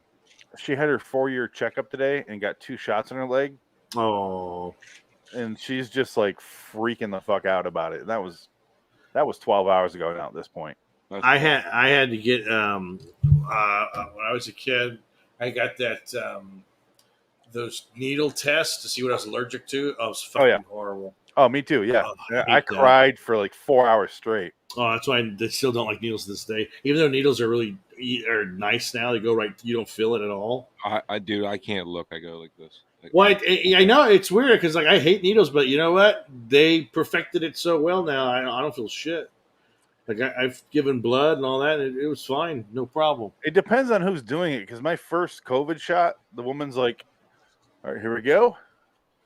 And next thing I know, she's putting on a Band-Aid. And I go, "Did you even give me the shot?" She's like, "Yeah." I'm like, "I don't believe you." That was the same way. She's a liar. The second shot I got, I was like, "Ah!" She stabbed you in the ass. It was like a young 12-year-old girl giving me the shot. The second, there you go. Like a son of a bitch, didn't it? Yeah. Good God. The second one, I was like, "Holy fuck! What are you doing?" Well, I took it in the ass. So I'm guessing you got the Pfizer one. I did. Yeah, me too. But like, was it a bigger needle then? If you had the exact same experience? Yeah. It must have been like the first and the second shot are 2 different things. That's crazy. Because the first one, I literally didn't notice she gave me a shot. Well, no. See, the first one has a lot less of the of the dead virus, and the second one is like pumped full of it because I had no reaction to either shot. Just nothing. Well, you're not supposed to. I mean, some people do, but like a little bit of the sniffles or whatever. Missy felt like shit for like 2 days after. Yeah, I think it affects women more because she was out for the rest of the second shot. She was the whole. Oh yeah, dude. I slept. She was also pregnant, so. I mean, I slept for like 15 hours after my first one. I was fine. I didn't even notice it. The first one, my arm was hurt. The second one, nothing. Yeah, no, the first one was whatever. The second one was like, "Ow, motherfucker!" And then I was out for fucking 2 days. But you think Ben Murphy got his shots? Probably. Ben Murphy is a weird mystery to me. Where I love the man based on things that make fun of him, but also I genuinely liked him in this episode. Yeah, he's very good. Okay, am I not weird, Frank? Did you like him in this episode, the main character? No. At first, I thought it was Randall Flagg. I was very indifferent to Renegade. Well, Renegade is the blind guy. That's Robert Blake, who starred in the show Renegade. No, Renegade was really. Renegade. No, you're not joking. No. You're thinking of. I'm not joking. I'm wrong. Apparently. No. Robert Blake was like what? No, Robert Blake was in a show in the 70s called. That's such a fucking random ass show that I just pulled out of thin air. That guy. Renegade is Lorenzo Lamas. Yes, Lorenzo Lamas. What was Robert Blake in? It's Beretta. Okay, sorry. Beretta. Yeah. Never seen that. That would have been amazing if that would have worked out right. I was going to say, like, it would have been amazing, yeah, but it didn't. You just made it up and you fucked up. So call me. It was totally nothing. It was nothing. But let me show this. I pulled up the screenshot for Renegade, and look at this hair on all three of them. Two of these are men. Goddamn right. Dude, I need to binge watch Renegade because Lorenzo Lamas' ass is just on point, son. Yeah, 100 episodes to watch there. Go right I'm ahead. the Renegade. You let us know how far you get before you kill yourself. It's like watching Walker, Texas Ranger. Dude, Lorenzo Lamas in tight blue jeans. Oh, you're right. Oh, dude. Do I just want to... What are we talking about? Lorenzo Lamas was Lamas' asshole. Oh, no, I'm straight. What? Lorenzo Lamas was banging Ursula Le Guin. From I love gay sex. What? From Dr. No, the blonde Bond girl from Dr. No. I think he was going out with her. Ew, women. But she was still hot. Like Lorenzo had it going on. I'm gay, so I'll that up. Double check that. I don't. Women are disgusting. Ugh. Yeah, it's fine. Because when you can have Ben fucking Murphy in your butt, you're gonna take it, dude. I will power bottom the shit out of him. He'll just have to stand there. I'll be like, yes, son. Take it. Right. Yeah. My asshole. God, Lorenzo Lamas has 118 credits to his name. No, that's 118 great ass shots. Sharknado 3, oh hell no. Fuck him hard. He's in an American Dad episode. Which one? It just says security guard. I don't care. It's a cartoon. Big Stan on campus. Oh, it's Frank, shut the fuck up. Big Stan on campus is great. He takes a month off at his job at the CIA, unpaid. He goes and becomes a security guard at a local college. Paid. And get paid. Why is that paid? Because it's a joke. Why is that even a fucking whatever? Oh, he was in a short with Pee Wee Herman. Pee Wee Goes to Sturgis. Oh, that sounds fascinating. Oh my God, what is that? Hold on, Sturgis, like the motorcycle meetup. Yeah, like in Dakota. Yeah, North or South Dakota, one of those. One of those. Everyone with a Harley always says they're going to go to Sturgis, no matter where they fucking live. I'm in South Jersey, and there's assholes that have gone to Sturgis from here. It's like, you are out of your fucking mind. I mean, I can't ride for an hour without wanting to get off and like, I'm done. I'm just done. Well, imagine your back wasn't plotting against you. Yeah. Well, I wouldn't have sold my bike. Paging Mr. Herman. Mr. Lorenzo Lamas Herman. I lost 15 grand on that bike because of my back. He was on 191 episodes of The Bold and the Beautiful. Wow. Good for him. I know. I mean, that's a great show. I mean, I tape my soaps every day. And that was 2004 to 2006. I know. That was 3 years worth of. Yeah, that's what it says here. I know. And, it is stored somewhere on my VHSs with my soapies on it. Okay. I used to wake up every morning because I live with my grandma, or basically live with my grandma when I was growing up, and Bold and the Beautiful, fucking General Hospital. No, not General Hospital. We watched Guiding Light, Bold and the Beautiful, and the other one. What the other one was? But All My Children. Every morning. All My Children. Yeah. No. My cousin loved that show. Well, General Hospital is my favorite. General Hospital's been on since like the 50s. He did 193 General episodes. Hospital had a lot of really hot guys on it. 193 episodes on Bold and Beautiful, and then 110 episodes of Renegade. Yeah. That's insane. So Bold and the Beautiful and General Hospital, I would make sure that my VCR was on timer record, with two TVs on two different channels for my soapies. So Frank's doing a thing this episode where he's gay. You get it? 5 episodes of Love Boat. Oh, just 5?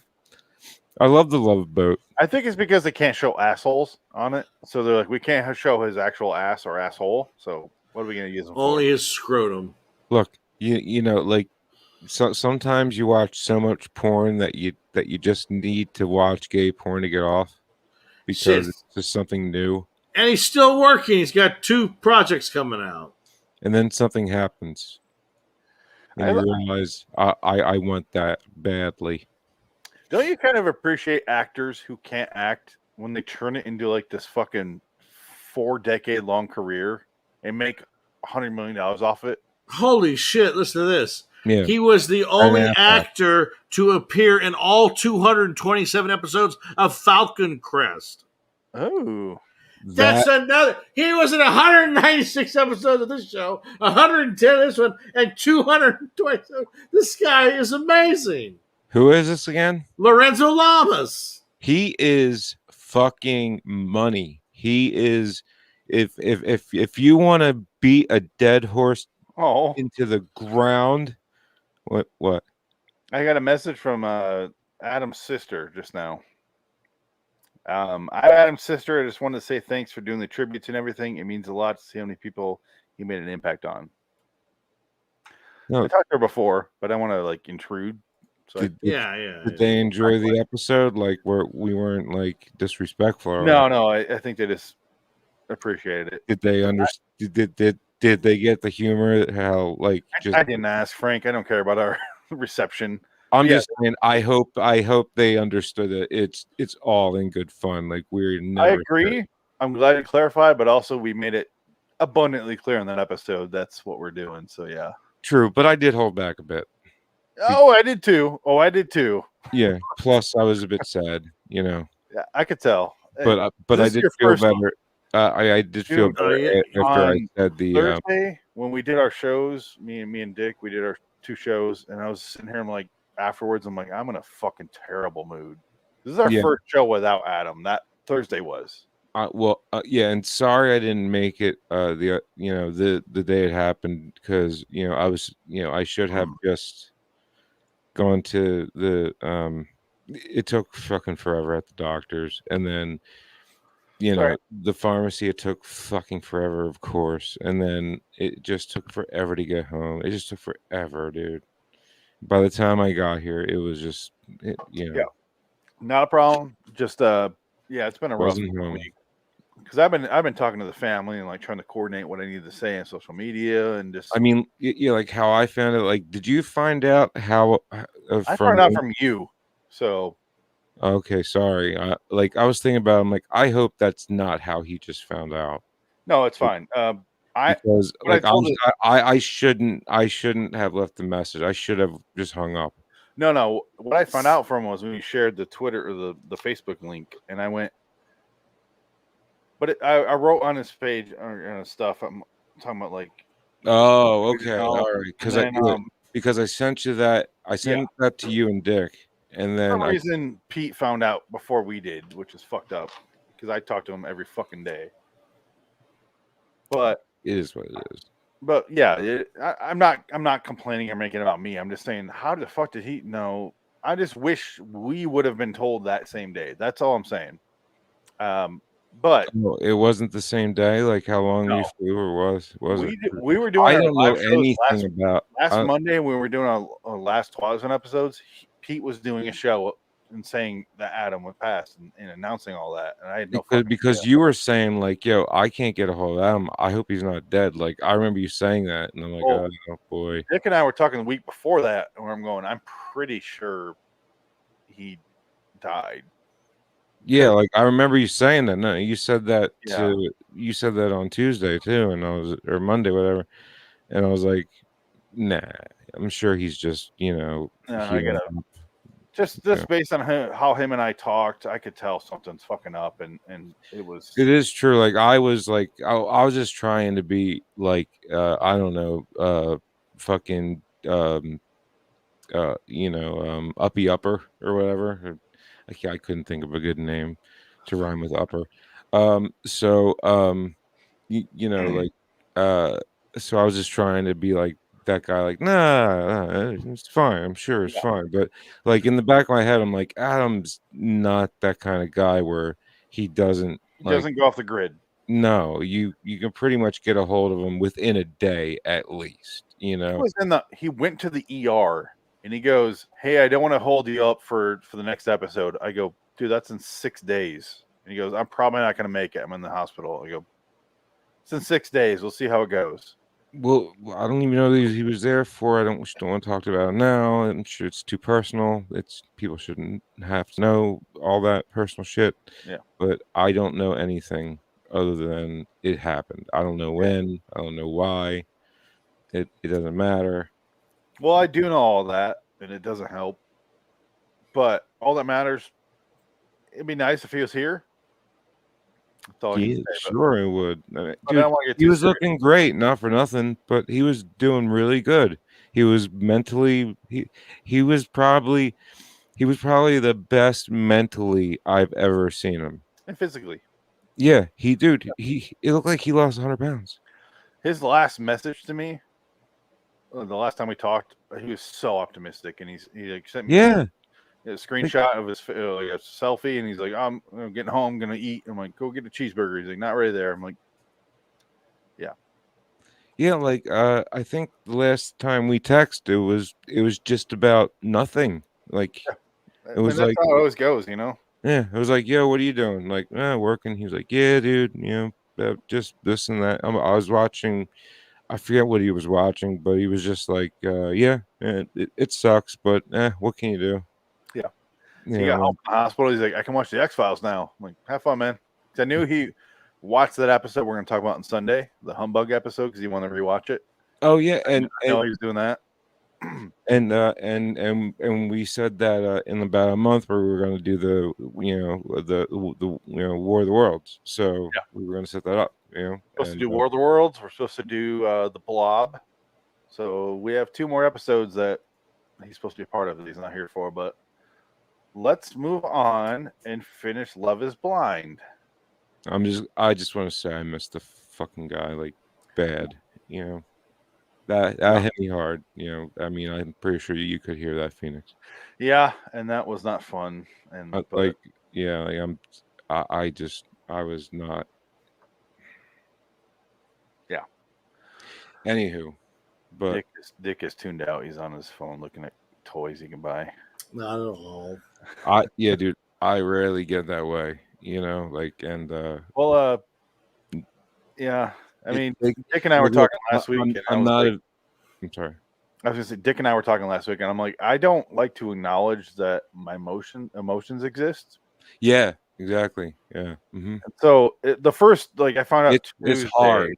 It's hard. Tuesday, Wednesday, I was just worrying about I need to post things, I need to get people aware, I need to talk to the family and do this, and kind of went into crisis management mode. And then Thursday we recorded, and I was like, that was the first day I finally was like, I'm organizing all my stuff. I'm like, I have to remove him from things. What the fuck is this?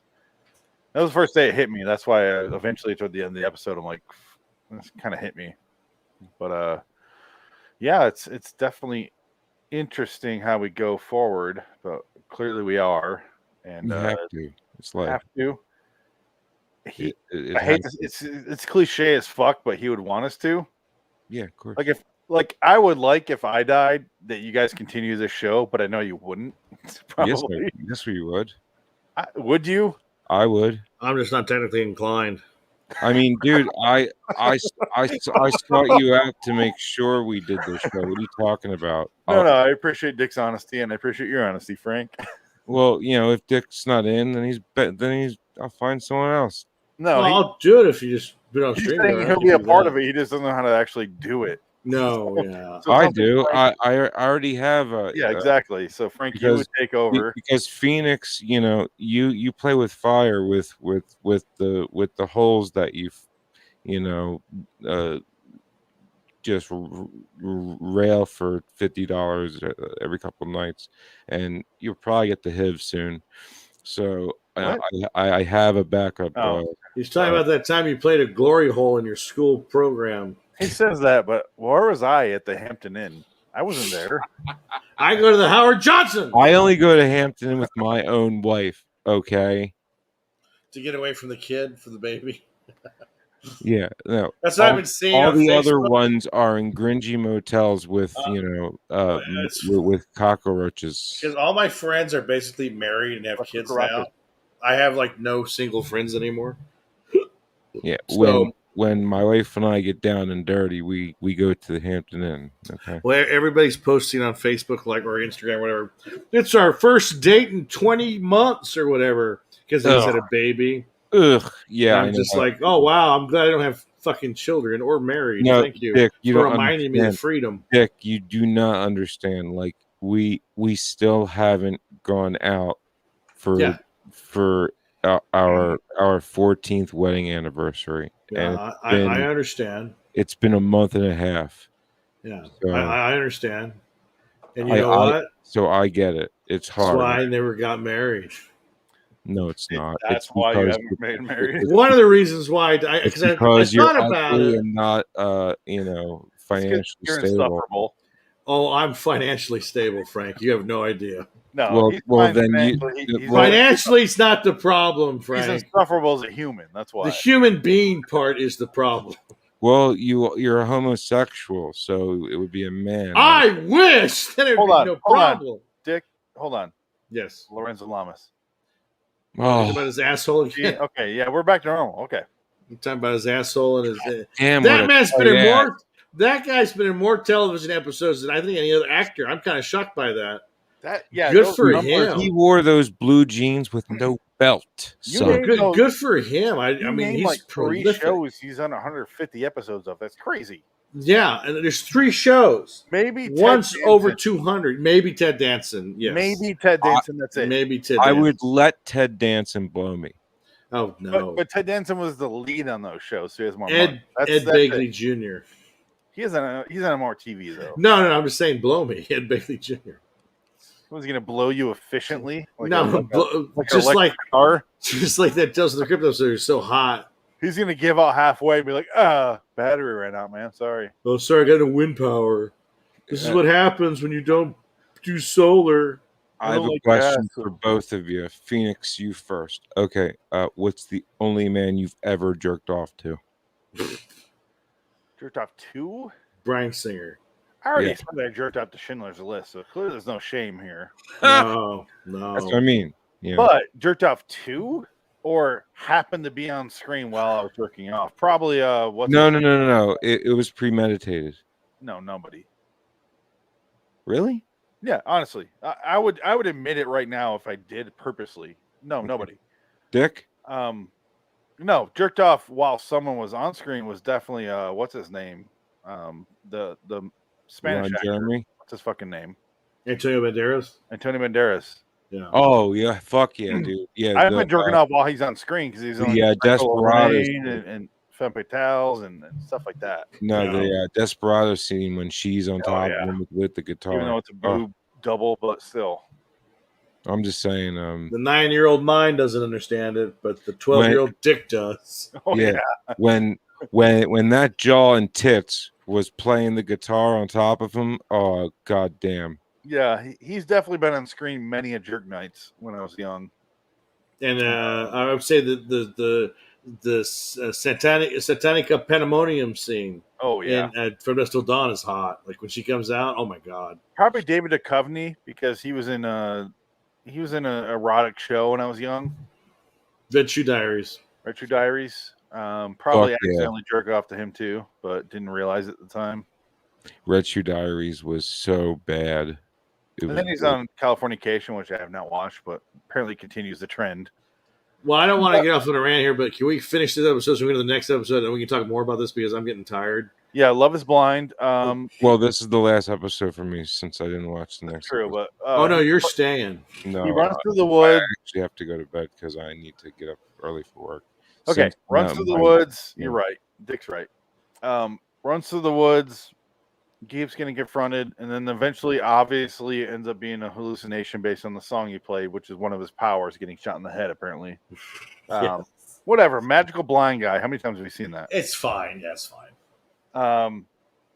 But the reveal in the flash forward / dream sequence is that the wife is like, she gets shot, but the guy she was talking to is talking to the cops, and he's like, I don't know why he did it. We're talking about what to buy him for his anniversary gift and how great he is and how hung he is.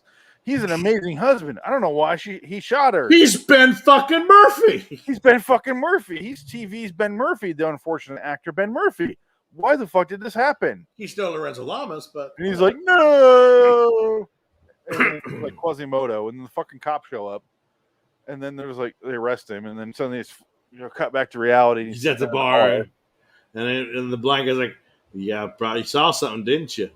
One of the side effects of my songs, okay, gingivitis. Yeah, and then he goes to his truck, and the blind guy's in his truck, and he goes, "You give me a ride to my next show." You know how songwriters like to rhyme, right? Smoke a cigarette like I'm that. in your truck, so let's. Fuck. My name is Buck, and I'm here to fuck. Yeah, here's a tub of gross Vaseline. Want to do something? Oh no. Yeah. Ew. And it's not Vaseline; it's Palm Ale from Raising Arizona. Okay. That's over the heart now. Yeah. Oh, that burns actually. Oh, that'd be awful. Yeah, it burns. Oh. All right, that's the end of the episode. What's your score? Wise, what do you want to give it? I'll say a 6. I give it a 6. I give it a 6. I give it a 5. Yeah, that's around there. That's fine. The problem is I didn't mind the episode. I thought it was well shot. Like shot, and I thought it was going to be like overdone, like how 80s. I didn't. And the camera just sits there. And you I didn't watch like it. the story. The story sucked. I can't disagree with you there. It's very predictable what's going to happen, but the cameras. I just like the shot. I never say this about the 80s. The camera just sits there and you watch the scene happen, and they don't cut and then have this stupid shot, and then you sit there and watch them watch the song going, fuck, this song's about me. And he looks, I love that shot. Yeah, like this was well acted, and when you can just have two guys, they had good chemistry together. I'll give them that. Yeah, Sneezy Waters and Ben fucking Murphy. Yeah, it's just, the whole premise. I think I think it was a bit this guy was my God, I don't short fuse anyone. I mean, like, it seems like because Sneezy Waters does have a line there, Frank, speaking of short fuse, he does have a line of like, you're worried she's fucking around on you, but you're fucking around on her. That's right. He uses that. Yeah. They don't go into it. When you're fucking around on somebody, you think they're doing the same thing to you since you're doing it to them. So you start getting mad at them for fucking around on you, and you're the one doing it. It's a mind fuck. I think that's why Closer's the greatest romantic comedy I've ever seen. And this is why Fair Warning is a better title for this episode. You're right. Because he warns him. It's a fair warning. Next episode, Love is Blind. A guy loves a girl and stalks her, but he doesn't know her. Love is Blind. Works way better. These titles should be switched. That was the question I was going to ask you earlier. Yeah. The titles work way better in reverse. This title sucked. It's a blind pun, which is stupid. Yeah, you shouldn't pun the blind. He gives a blind guy a ride at the end. That's the end of the episode. Yeah, we should put the blind down the road. It's like the ending. The ending scene didn't even have to happen. Number one, so tacked on. It was so bad. It was cringy. It was very cringe, and yet they didn't say anything of note that I could possibly talk about. That was even remotely. I feel like a hand job's coming here. It's just like, how some endings you can go, what did the writer or the director go for with this ending as far as a metaphor goes, or to mean something. But this didn't have any of that. It didn't mean a damn thing. Threw it all away in there tonight. I mean, it nothing. Yeah. Not a thing. Look, is there something that I... Could you give me a lift down the road? Hand job. LIWTTZR for me. Frank, I completely agree with everything you just said. LIWTTZR.com, Loitering in Wonderland on YouTube. Frank. RedDragonsRadio.com. Dick. Raiders of the Lost Flicks.com. He just thought of that on his own. Weird. Wow. Call me. And in the meantime, I'm Phoenix West. I'm Frank Links. Take it. And Adam Wilcox. This is fucked, right? So long, citizens. Do it. All right. Ben Murphy, good job in this episode. Sorry if it took 30 years for you to hear that, but you did a good job.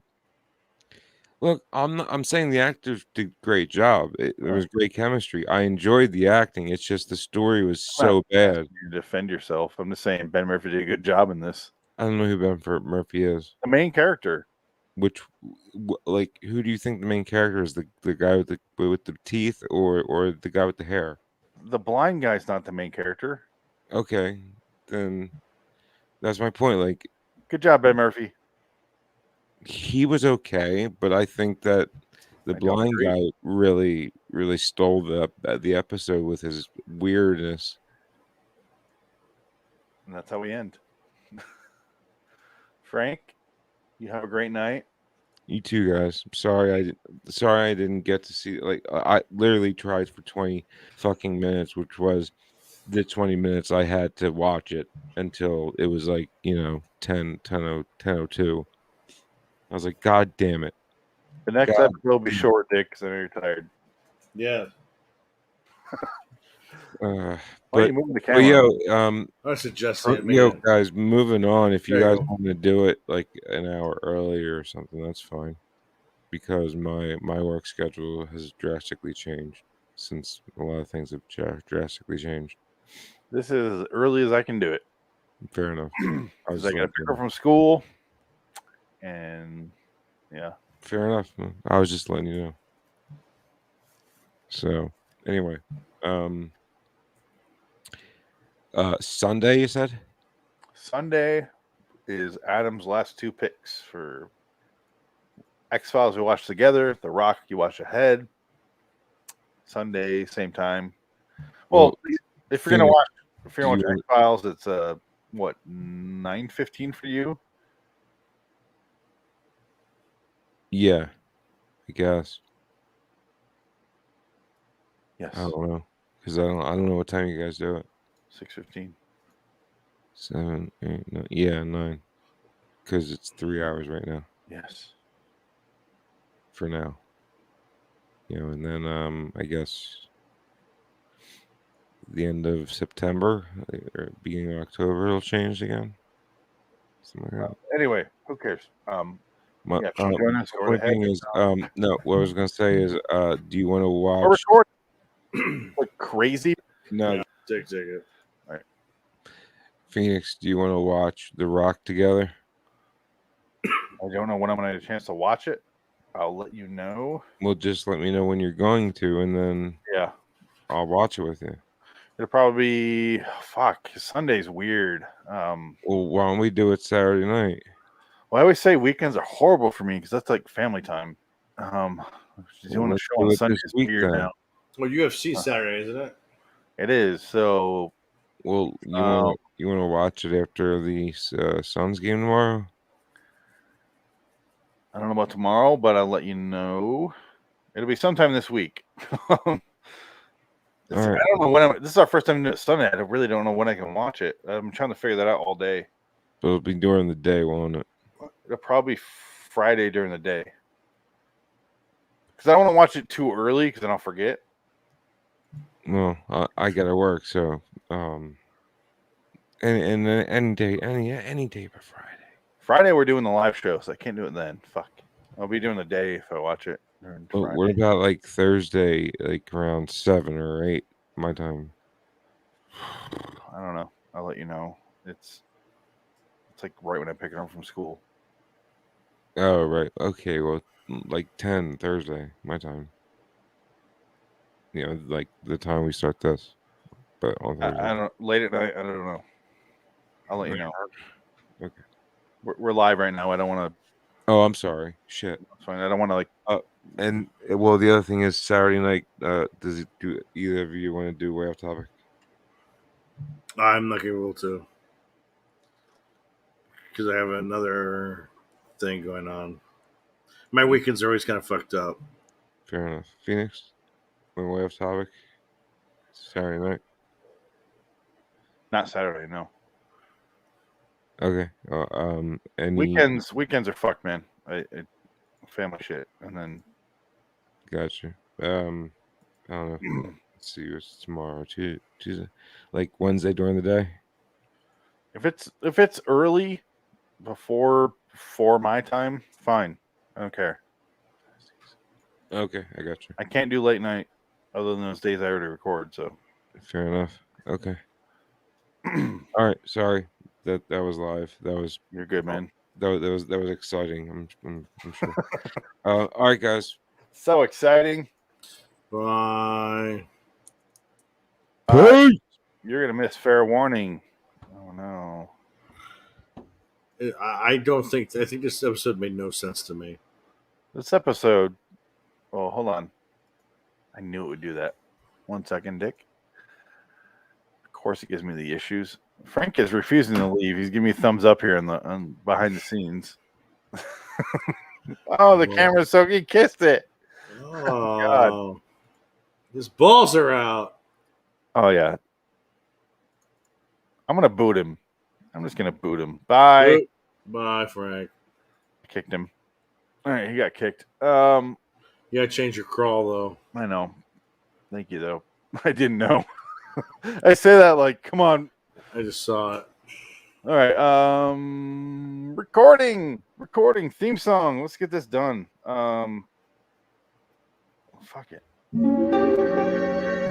Imagine, if you will, an announcer you can barely understand.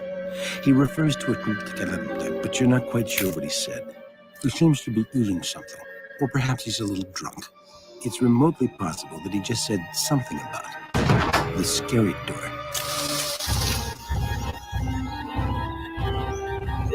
Bordering in Wonderland, the Twilight Zone review. It was not guns or bombs that defeated the aliens, but that humblest of all God's creatures, the Tyrannosaurus Rex.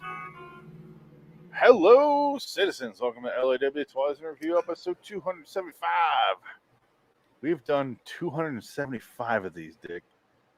It's Twilight Zone 2002, episode 125. Fair Warning. I'm Phoenix West. Take it. Why the face?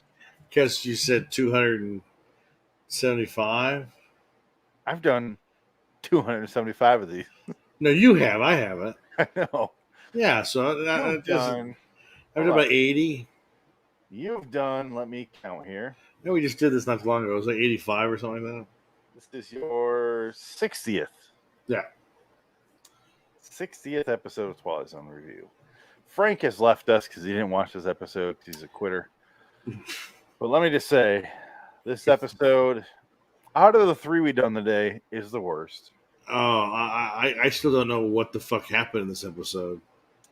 Do you want me to describe it to you? Yeah, because I think I understand what happened, but I don't believe it.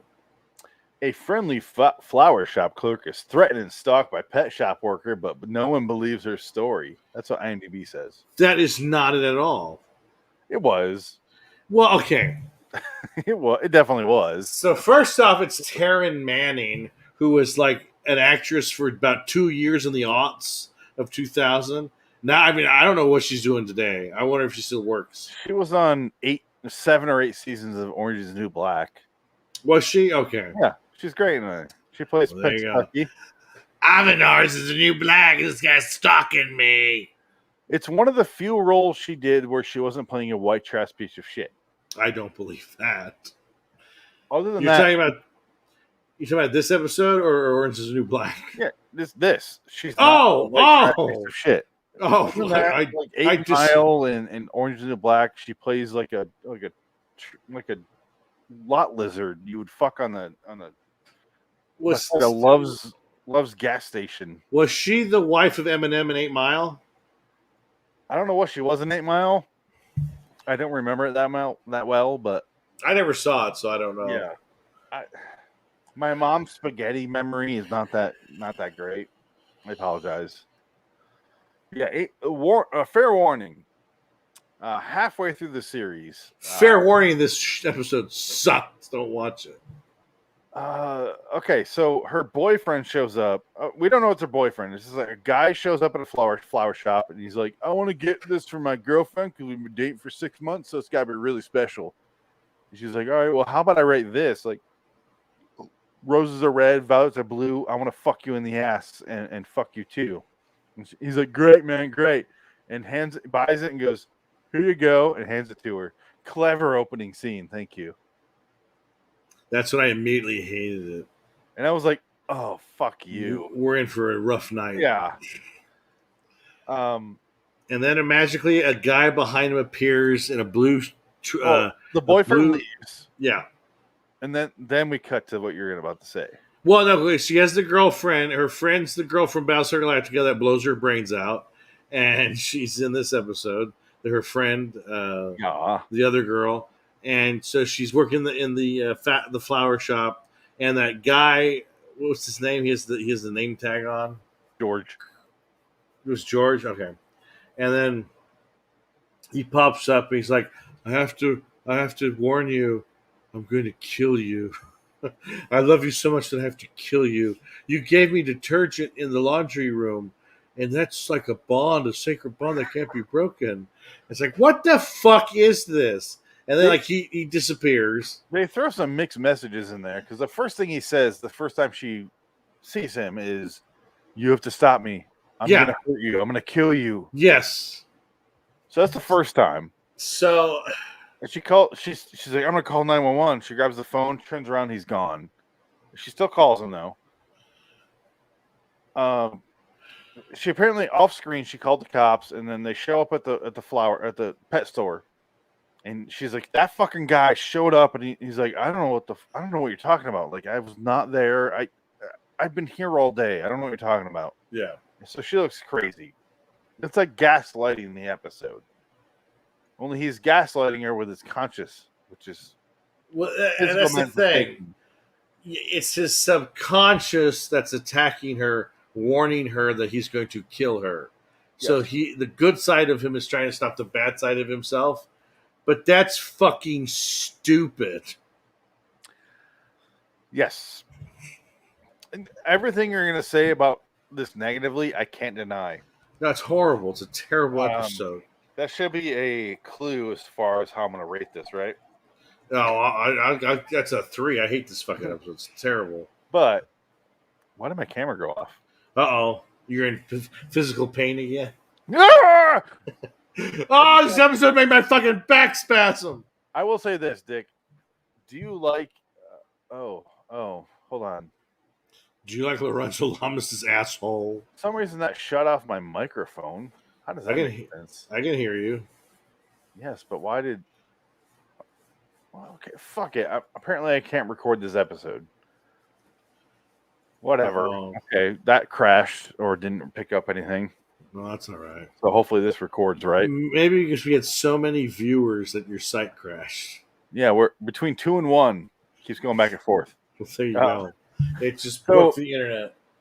Tara Manning, where the fuck was I? I was confused. Where were we talking about? So no, Tara Manning, she goes to the cops. Cops come. They say, well, you know, he was working. There's witnesses to tell that he's working. I can tell you it was him. He did it. Blah, blah, blah. And he goes, I was here the whole time. I don't know what you're talking about, ma'am. I already saw that. Yeah. And then she goes back to the flower shop where she works, and he's there. Yeah. And he says one of the funniest things I've ever heard. And I kind of want to pull up the video. Yes. Do you remember the specific movie he says that her boyfriend took her to? Yes. Okay, well, let's play that. Because that made me laugh real bad. That'll date your show in a second. He's back. Let's find it here. When you saw the Austin Powers movie. And last month, when you rented that cabin with him in the mountains. Stalking me? How could you choose him over me? Here it is. I found it. How'd you get in here? When you started dating him, I thought, okay, maybe they're just friends. So this is George, the guy who's stalking her in her mind. In her mind. Happening. This is Tara Manning. But that night when he took you to the Austin Powers movie. Okay, there you go. He took you to the Austin Powers movie. That made me laugh real bad earlier. Do not mention specifics. No. On your show. Ever. It dates you real bad. Yeah. Because those are 3 movies over the course of 6 years that are so far gone now. I like those 3 movies. I really do. All 3 Austin Powers movies, fine. They're great. They're not amazing, but they're fun. But dating it is oh man. They couldn't have named anything worse.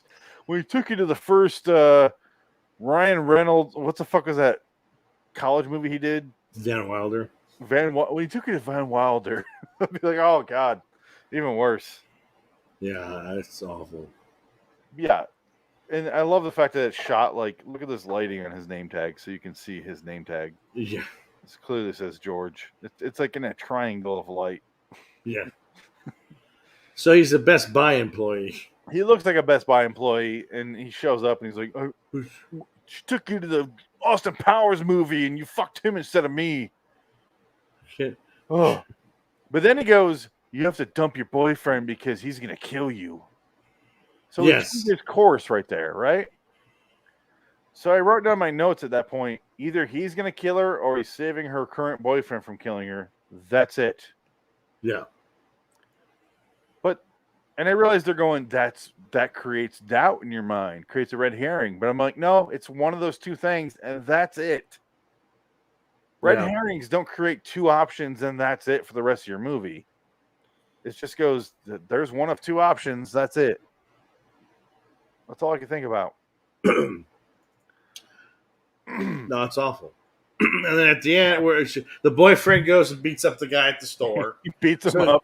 Beats him up, so it's caught on camera. Then he's arrested, and then at the same time that his boyfriend and her boyfriend's beating him up, he appears in the parking lot. He's like, "I told you, you gotta stop me, or I'll fucking kill you, you white trash piece of shit, Tara Manning piece of shit. You fucking make me sick, Tara Manning. I don't like Orange Is the New Black. I never watched it." I do want to show the footage of the security camera of the pet store. Yeah, it's pretty funny. It made me laugh. But yeah, so he does that, and then he gets now they're starting to think she's nuts. He knocked him the fuck out. Or you might be, and that's it. That's all they show. But then he has a bandage right here, so he punched him in the noggin. Yes, so they make a point of showing he has a bandage here on his forehead, and then when he shows back up at her apartment later, and he goes, "You have to stop me. I'm going to kill you." She's like, "Your bandage is gone," but she talks like, "Your bandage is gone." Well, yeah, because Tara Manning sounds like that. That's how she talks. This is what I sound like when I'm acting. He's trying to kill me, Doctor. Ugh. I'm fast forwarding. Oh, first she showed up at his pet store, and she's like, "You better stop fucking following me, motherfucker. I'm gonna fucking kill you." And he's like, "Get the fuck away from me, bitch. Yeah, I'm gonna call the cops on you." She's nutter. I thought she was going crazy. And then they talk about her dead mom. They said like she's having. Yeah, she said, "Oh, your mom died not too long ago." So I think it's not pain you're burying. That's not it at all. And it ended up not being it at all because he actually is trying to kill her. Boom, boom, boom. This is when he shows up again at the very end without the bandage. Yes, and she goes, "Where's your bandage? Where's your bandage?" I tried to warn you, Tina. Ugh. I didn't want it to come. She is not attractive. Your face, the bruises.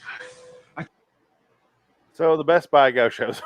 The bandages are gone. I'm the Geek Squad. I'm here to put the TV in. You ordered it. I have to show this. Yes. Where she goes, "Your bandages are gone. You're not really him. I'm crazy." Because off screen, she calls a psychiatrist because he told her to, this guy, in real life. No.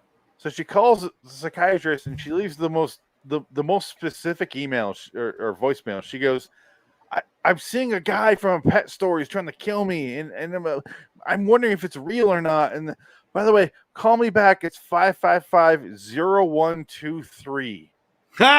Yeah. Fuck you, episode. Oh, this movie. This Should I play that? Garbage. Yeah, put it on. I want to hear that. Because, okay, here we go. Hey, Doctor, this is Tina Bishop. Voicemail. I realize he's planning on killing me, but he might not even be there.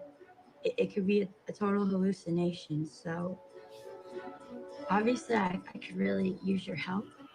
Okay, pausing it so we get copyright, blah, blah, blah. Continue.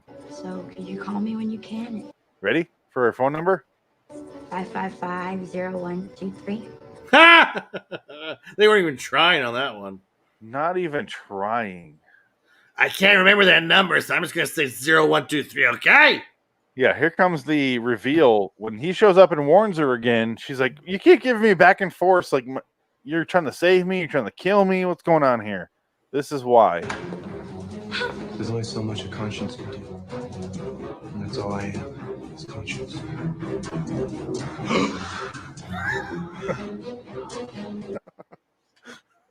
terrible. He Just becomes terrible. real. He emerges, and then he's like, I'm gonna get you. How do you know? How do you know, bitch?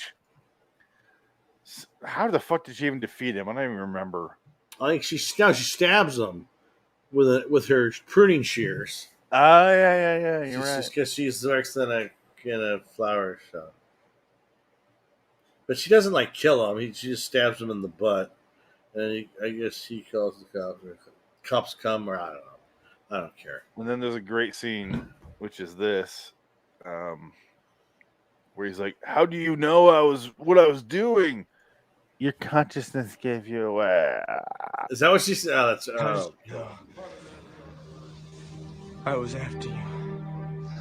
Your conscience gave you away. Fuck you. Taken away. Fuck you, episode. This was like really bad. This was the laziest episode ever. Is this, and this is where we'll end, because we need to go too much longer, right? No.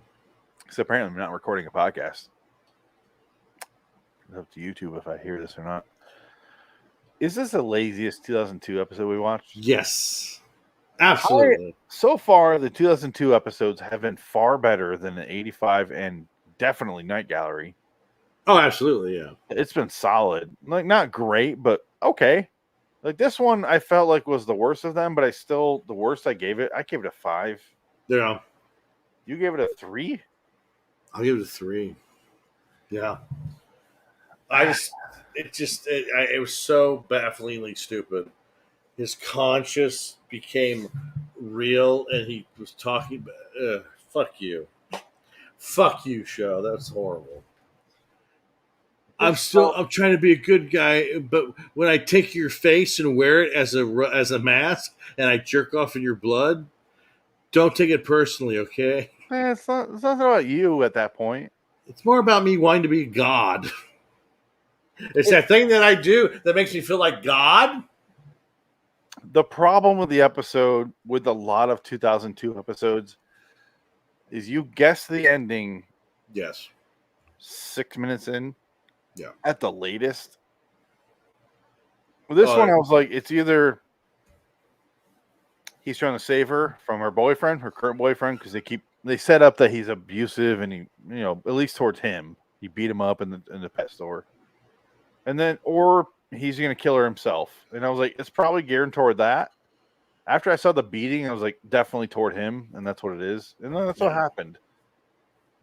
But I wasn't irritated. I wasn't annoyed as you were. Oh, I was, yeah. I get it. I'm not going to fault you on that, but I'm his subconscious, and I can only do so much. Like, what? Which is funny, because you missed that line where she explains it to you. Yeah. Oh God, how fucking terrible! Like, how would he not know that? How would he not know his subconscious is being projected toward her to save her? Because he talks about wanting to kill her and how he loves her. So it doesn't make any sense. Stupid. But he has that. They have that one red herring scene where he goes, "Your boyfriend, he's gonna kill."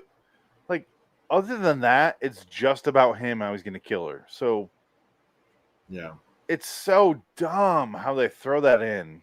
It's a lazy episode. It is, but I wasn't annoyed like you were. I was just kind of like, here we go, into the motions. Most of the Twilight Zone 2002 episodes, I feel like, follow this trend where it's like, not badly done, just not well done, and kind of boring, and the acting's just sufficient enough to get you to the end. Yeah. The end. I'd say it's accurate. Yeah, the 85 version so far has been like, wait, what are they doing? Holy shit, they're going there? Like, remember that Edgar Witherspoon where he's got like the fucking like, I need a doll head, and you're like, well, why? What are they doing? There's gonna be an earthquake in Malaysia, and I gotta stop with a doll head. Where's the doll head? But you get like surprises. You're like, why the fuck is he doing? Like, the library was a better episode than this. Yes, it was. It's okay. I don't want to watch it again. That's for sure. Oh God, no, never. Unfortunately, we had to when we did the skim through there, but. All right. So, as per before this episode, we had 14,256 minutes of LIWTTZR review. Wow. It's not crazy. So plus this is like another half an hour. So wow. All right, let's be done, right? Yeah. 5 for me, 3 for you. Oh yeah. Frank would have given it a 4. I enjoyed most of it. He's not Shaq. It was a great episode. Written by George Lucas. It was a good story. George Lucas directed it, would have been a 9. John Frankenheimer got good angles. All right. LIWTTZR for me. LIWTTZR in Wonderland on YouTube. Usually Tuesday nights is Twilight Zone review. Now Sunday nights are anthology, and then either John Carpenter, John Frankenheimer, or Nick Cage movie. This Sunday we're doing X-Files Humbug, and then Nick Cage cast The Rock from 1996. Dick? Yep. You'll be there. I'll be there. Those are your plugs. Yeah, I'll be there. I'll be on that show too. Check out LIW Twilight Zone review, LIW Anthology Series review, LIW John Carpenter review, LIW John Frankenheimer review, Nick Cage cast on if you're looking at podcasts, B Movie Battle on YouTube. You can see the videos of the podcast we do. We've done a lot of them. So many. LIWstudios.com for all that shit. Next week on this show, all 3 are 1985 Twilight Zones. That's good. Wow. Stuff, right? Okay. We got Profile in Silver, Act Break, which is only 15 minutes, and then we have Dead Woman's Shoes, which I can't imagine is much different from Dead Man's Shoes. Yeah, it's good. It's good. Yeah, give me the reversal. Yeah, only her vagina has a shoe. What? Until next time, in the meantime, I'm Phoenix West. I'm Dick Dickett, Subconscious. Go away! I'll kill you. I'll kill you, you Listen to this bitch. podcast, you bitch. Fucking bitch. So long, citizens. Night. Guess I'll end the broadcast so I can record and save the audio. So what's not